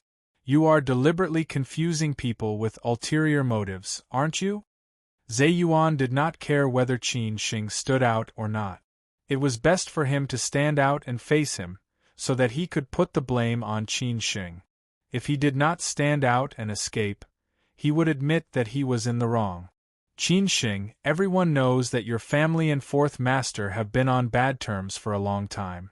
You know better than anyone what you talked about with him. During that time, Fourth Master only saw you and refused visitors at other times. Why did his old illness relapse when he saw you? Explain it to everyone," Zhe Yuan said aggressively. He did not care about Qin Shing's rebuttal at all and only believed in his own logic. Both sides were talking about their own reasons. After all, Fourth Master was no longer involved, so Qin Shing could not explain himself. This was the result that Zhe Yuan wanted. He wanted Qin Shing to fall into the Yellow River and be unable to explain himself. Everyone began to point fingers, some of them blaming the Qin family. The old grudge between the Qin family and the Chun family was too deep. Now that they knew about this, they naturally transferred the conflict to Qin Shing. Some of them blamed Zhe Yuan, knowing that Zhe Yuan and the Qin family were not on good terms now. However, no matter how deep the grudge was, there was no need to make trouble today. Qin Chongqing naturally wanted to support Qin Shing. He sneered and said, "That's enough. Don't go overboard." Although he had not been in Siju City for so many years and had only been back for a few years, Qin Chongqing really did not take Zhe Yuan seriously. This little episode made the surrounding people focus on the Qin family and Zhe Yuan. The Chun family soon got the news. After several elders discussed, they asked the eldest brother of the Chun family to come out and see what was going on. The Chun family did not want to be used by people with ulterior motives today. When the eldest brother of the Chun family appeared, everyone whispered to each other, not knowing what the Chun family would do. The eldest brother of the Chun family frowned and said, "What's going on?" Seeing the eldest brother of the Chun family come out, Zhe Yuan continued to fan the fire. "Big brother, you came at the right time. Tell us if I'm right or not. Did your father relapse after Qin Shing went to Sanya to see him?" The Qin clan even said that this matter had nothing to do with them. "Today we will seek justice for the Fourth Master. They have really gone too far." Fourth Master had two sons, so everyone called them eldest and second brother whenever they saw them. The eldest brother of the Chun family bowed slightly to greet the elders around him. Then, he looked at Zhe Yuan and said, "Brother Yuan, everyone is here to send my father off today. If there's anything, we can talk about it later." "Nothing much. I just want to know if your father's death has anything to do with the Qin family. But don't be afraid if you really have connections. We will support your Chun family," Zhe Yuan said firmly. Qin Shing looked at the eldest brother of the Chun family. He was betting on the fact that the Chun family would come out to make peace. He also bet that the Chun family would not make a big deal out of this, because now that the Fourth Master had left, the Chun family did not want to continue to be entangled in these grudges. If the Chun family really blamed this matter on the Qin family, then it would not be Zhe Yuan who would come out today. It would be someone more powerful. "Brother Yuan, why do you say that my father's death has something to do with the Qin family? Who told you that?" the eldest brother of the Chun family asked in a low voice. Zhe Yuan said bluntly, "Many people know that Qin Shing came to Sanya some time ago and met your father. After your father met him, his old illness relapsed. Does it have nothing to do with him?" Everyone was waiting for the eldest brother of the Chen family's response. If the Chen family confirmed that this matter had something to do with the Qin family and Qin Shing would really become the target of public criticism. The situation that they had worked so hard to open up would be in danger again. The eldest brother of the Chen family looked at Qin Chongxing and the others and finally fixed his eyes on Qin Shing. They looked at each other. At this time, silence was better than words. The eldest brother of the Chen family said slowly, "Qin Shing came to Sanya to visit my father, but they just talked about some trivial things. My father has been sick for many years, so he has been recuperating in Sanya these years. Brother Yuan, don't think too much. My father's death has nothing to do with Qin Shing." Hearing this, Zhe Yuan was a little confused. He had thought that the Chen family and the Qin family were not on good terms. Today he took the initiative to stir up trouble for the Chen family, and the Chen family would take advantage of the situation. At that time, the rest would be left to them. However, he did not expect that the eldest brother of the Chen family would not take the initiative, which was somewhat unexpected. However, Zhe Yuan did not give up. Instead, he insisted, "Eldest brother, say what you want to say. Don't worry, we will support you. What happened exactly? Just tell us the truth." The eldest brother of the Chen family was a little impatient. Today was his father's memorial service. He was not in the mood to argue about these things here. So he said angrily, "Brother Yuan, are you the person involved or am I the person involved? How can you know better than me? When my father and Qin Shing met, I was there. How could I not know what they were talking about? Also, today is my father's memorial service. I hope that everyone can be respectful. I have something to do, so I'll go in first." After saying this, the eldest brother of the Chen family turned around and left directly. After hearing what the eldest brother of the Chen family said, the Qin family members let out a long sigh of relief. Instantly, Qin Shing also felt that the pressure was gone. His palms were sweaty. Finally, he won the bet. If the Chen family did not show up, this matter would be really tricky. Qin Shing stared at Zhe Yuan unhappily and said, "Uncle Zhe Yuan, are you satisfied now?" Zhe Yuan was humiliated by the eldest brother of the Chen family on the spot. Everyone present began to point at him. All the pressure that Qin Shing had faced just now was transferred to him. Everyone thought that Zhe Yuan had an ulterior motive and deliberately made trouble today. Zhe Yuan's face was gloomy. He snorted coldly and turned around to leave directly. This made it impossible for them to carry out the second half of the plan that they had prepared. After all, the eldest brother of the Chen family came out to help the Qin family. He did not understand. He was standing up for the Chen family. Why did the Chen family ruin his stage? Could it be that the Qin family and the Chen family had completely reconciled?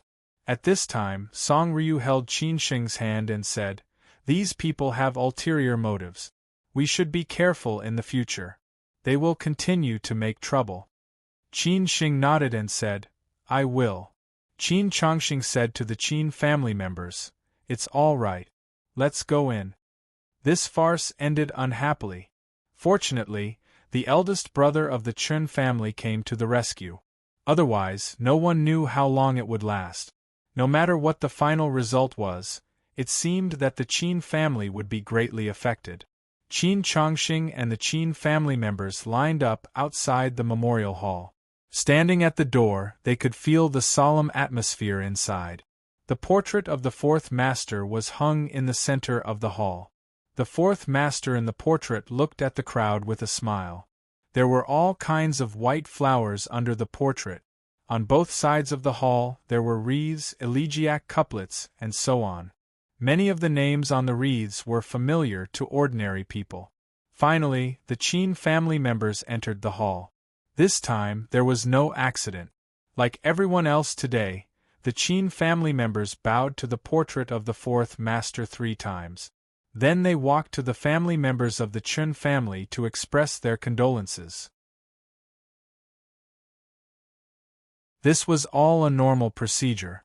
Except for the widow of the fourth master, the rest of the family members here were the juniors of the Chen family. Several elders of the Chen family were in the lounge behind the hall, greeting their friends who came to mourn today. After all, some of their friends had relatively special identities. Qin Sheng comforted the family members of the Chen family. No one could escape from birth, aging, illness, and death. But separation always made people sad. When he walked to the eldest brother of the Chen family, Qin Sheng said sincerely, "Brother Chen, my condolences." The eldest brother of the Chen family nodded and said, "Thank you." Qin Sheng sighed and said, "What happened just now has caused you trouble." The eldest brother of the Chen family shook his head and said, "I know what they want to do. Don't take it seriously." Qin Sheng did not say anything more. He just shook hands with the eldest brother of the Chen family and left. After coming out of the memorial hall, Qin Chongxing and Zhao Anji looked at the juniors and said, "You go back first. We are going to meet some old friends. Don't wait for us for lunch."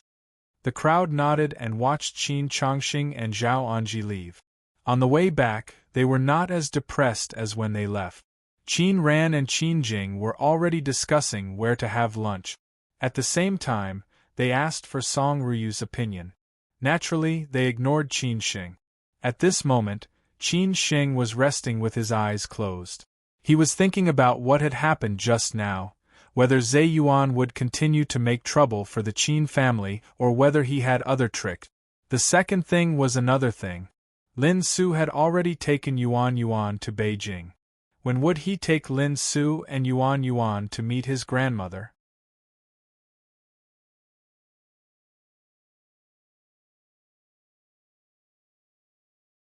Chapter 12:23. If Qin Sheng had not taken the initiative to take Yuan to see the old lady, Lin Su would never have such an idea. She did not want to fight for anything, nor did she want to bring trouble to Qin Sheng. After all, it was a little risky to take Yuan to Beijing. Xue Qinyan happened to have some things to deal with, so she accompanied Lin Su and Yuan to Beijing, which could be regarded as cheering for Lin Su. After leaving the airport, Xue Qinyan was a little unhappy and said, "Why didn't Qin Sheng come to pick you up in person? It's getting more and more ridiculous." Qin Sheng arranged someone else to pick them up. Lin Su hurriedly explained, "Sister, don't think too much. He is in Sanya these 2 days." Xue Qinyan then thought of something and did not blame Qin Sheng, which was a big deal for the Qin family. Xue Qinyan asked casually, "Are you nervous?" "It's a lie to say that I'm not nervous. Although I have seen the old lady before, this time my identity is different. Moreover, I will take Yuan with me. I really don't know how the old lady will react." Lin Su was a little worried. To be honest, she was really not confident. Xue Qinyan frowned and said, "Qin Sheng is also bold. He took you to see the old lady at this time. Isn't he afraid that the Song family will know? What if the Song family is annoyed? If Song Ryu knows, won't she think it is a provocation to her status?" "I don't think so. Besides, I don't have those thoughts." Qin Sheng did not tell the old lady about Yuan's identity. "He just said that I wanted to see the old lady," Lin Su explained. Xue Qinyan nodded silently and said, "I hope there will be no accident." If there was really an accident, it would not be good for Lin Su and Yuan. Of course, it would also bring a lot of trouble to Qin Sheng. However, Qin Sheng should be very secretive this time. He would not be so careless. The air quality in Beijing in the past 2 years was not bad, at least much better than the smoggy days in the past. But it was still far from the clear sky in Sanya. The hostesses of the Qin family thought about it and finally decided to buy some fresh seafood from the seafood market and go home to cook it themselves. After all, the way to cook seafood was relatively simple and not so troublesome. It was easy for Qin Sheng, the master of cooking. Qin Sheng was in the kitchen, and Qin Ran, Qin Jing, and Song Ryu helped him. It took them an hour to make lunch. Fortunately, it was only their lunch. The dining room on the second floor of the villa faced the sea. The huge floor-to-ceiling windows had a wide view, allowing one to overlook the scenery in the distance. It was a sumptuous seafood feast. The four of them ate with relish. The beauties were more reserved. Only Qin Shing ate heartily without caring about his image. He had always been eating like this. No one knew where he learned it from. Qin Ran peeled the prawns and said softly, "Eldest uncle called me, and said that he and auntie would stay in Sanya for 2 more days and would go back to Beijing when fourth master is buried. So we can go back first. If we want to play in Sanya, we can go back with them." There were many old friends on this trip to Sanya, so Qin Chongqing and Zhao Anji would definitely have to travel more. Moreover, after today's incident, they were also trying to smooth out the effects that shouldn't have been there. Thinking that Lin Su and Yuan Yuan had already arrived in Beijing, Qin Shing said, "Then let's go back to Beijing in the afternoon. During this period of time, I'm going to officially go back to the company and get busy." Qin Ran glanced at Song Ryu and said, "Qin Shing, you just came to Sanya a while ago. But Ryu rarely comes out. You can stay with her for 2 more days. It's not easy for her to ask for a leave. As for Yaya and I, we'll go back first. We have a lot of things to worry about when you get married." Qin Shing looked at Song Ryu. If Song Ryu wanted to stay for 2 more days, Qin Shing had no way to refuse. Fortunately, Song Ryu said tactfully, "Sister, I've just been transferred here. There's a lot of work waiting for me. I can't stay this time." Seeing that no one wanted to stay, Qin Ran had no choice but to say, "All right. Let's go back to Beijing in the afternoon." At 5:30 p.m., they arrived in Beijing. Qin Shing directly asked someone to send Song Ryu to work, because Song Ryu said that she wouldn't go back to the city during this period of time. She would live in the unit for a short time, unless something happened. Qin Shing didn't say much. He knew that Song Ryu was a workaholic. During this period, he had delayed Song Ryu's work. Qin Shing didn't go home. He told Qin Ran and Qin Jing that he had a friend in the evening and left alone. Lin Su and Yuan Yuan lived in Xue Qingyan's house in Beijing. In the early years, Xue Qingyan had bought several houses in Beijing.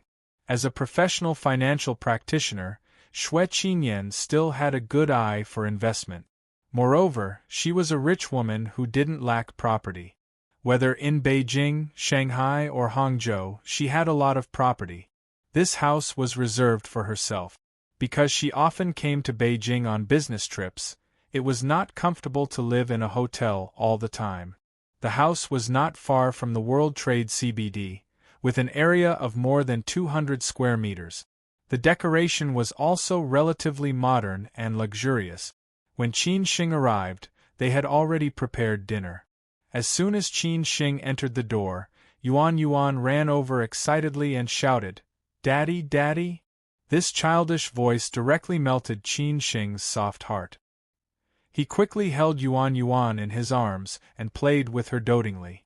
Xue Qingyan walked over and said angrily, "Since we arrived in Beijing this morning, Yuan Yuan has been asking me when I would come, when I would come, when I would come. Now I finally see you." It was said that daughters were their father's cotton-padded jacket. This was really true. Qin Shing explained, "As soon as I got off the plane, I rushed here directly." Lin Su, who was wearing a relatively simple home dress, brought Qin Shing a towel and said, "Wipe your sweat and prepare for dinner." The dinner was cooked by Lin Su herself. Xue Qingyan didn't know how to cook many dishes. These years, Lin Su's cooking skills had never been rusty. Although they were all home-cooked dishes, they were all Qin Shing's favorite. Xue Qingyan was more worried and said, "When will you take Lin Su and Yuan Yuan to see the old lady?" "They will fly the day after tomorrow. You have to arrange it in advance." Xue Qingyan was more worried. Qin Shing picked some food for Yuan Yuan and said, "We will go tomorrow morning. At that time, they may go with my sister. I'm not sure now." Xue Qingyan frowned and said, "Your sister knows that Lin Su and Yuan Yuan are coming to Beijing?" Qin Shing said truthfully, I only told her that Lin Su was coming to Beijing. She didn't know that Yuan Yuan was also coming. She also didn't know that I was going to take Yuan Yuan to see my grandmother. Of course, Qin Shing didn't dare to say it. He was afraid that his sister would stop him. After all, this was his own decision. Xue Qinyan continued to ask, "The old lady doesn't know Yuan Yuan, right?" Qin Shing shook his head with a smile and didn't say much. Not to mention that his grandmother didn't know Yuan Yuan was coming, even his grandmother didn't know Yuan Yuan's existence. He was really a little worried that tomorrow's surprise would become a shock and he would be scolded by his grandmother. Qin Shing didn't go back that night. He stayed at Xue Qingyan's place to accompany Lin Su and Yuan Yuan. In order not to disturb them, Xue Qingyan went to drink with her best friend in the evening. In the morning, Chang Baji took Qin Shing, Lin Su and Yuan Yuan to the hospital to see the old lady. The reason why Qin Shing chose today was that the elders of the Zhu family were not in the hospital today. Qin Shing and Qin Ran were responsible for accompanying the old lady today. In the lounge outside the ward, Lin Su was a little uneasy. She held Yuan Yuan's hand tightly and sweated a lot. Yuan Yuan murmured, "Mom, what's wrong with you? Are you sick?" Lin Su shook her head and said, "I'm fine. When we go in, remember what I taught you." "Mom, I know. We are here to see great-grandma today," Yuan Yuan said obediently. Lin Su touched Yuan Yuan's hair. She didn't know whether the old lady liked Yuan Yuan or not. In the corridor outside the lounge, Qin Shing was waiting for Qin Ran. He had already greeted the doctors and nurses and told his aunt that he had arrived at the hospital. The doctors and nurses didn't think much about it. They just thought that Lin Su and Yuan Yuan were juniors who came to visit the old lady. At this time, Qin Ran finally arrived. When she saw Qin Shing, she asked, "Is Lin Su here?" Qin Shing nodded and said, "Yes, she is waiting in the lounge." "Then let's go in and tell Grandma," Qin Ran said. Qin Shing whispered, "Sister, you'd better see Lin Su first. There is one more thing I haven't told you, what is it?" Lin Su was confused. She didn't expect that Qin Shing would bring Yuan Yuan to the hospital because she didn't think that Qin Shing would be so ignorant. Qin Shing didn't know what to say. He could only say, "You will know when you see her." Qin Ran stared at Qin Shing with a puzzled face for a few seconds. Then she walked to the lounge unhurriedly. When she pushed the door open, Qin Ran stood at the door with a confused face. For a moment, she was at a loss. She finally knew why Qin Shing had such a reaction. He had dug a big pit for her. You're tuning in to the Phoenix Knights YouTube channel. Don't forget to subscribe and join us on this journey to catch the most captivating stories.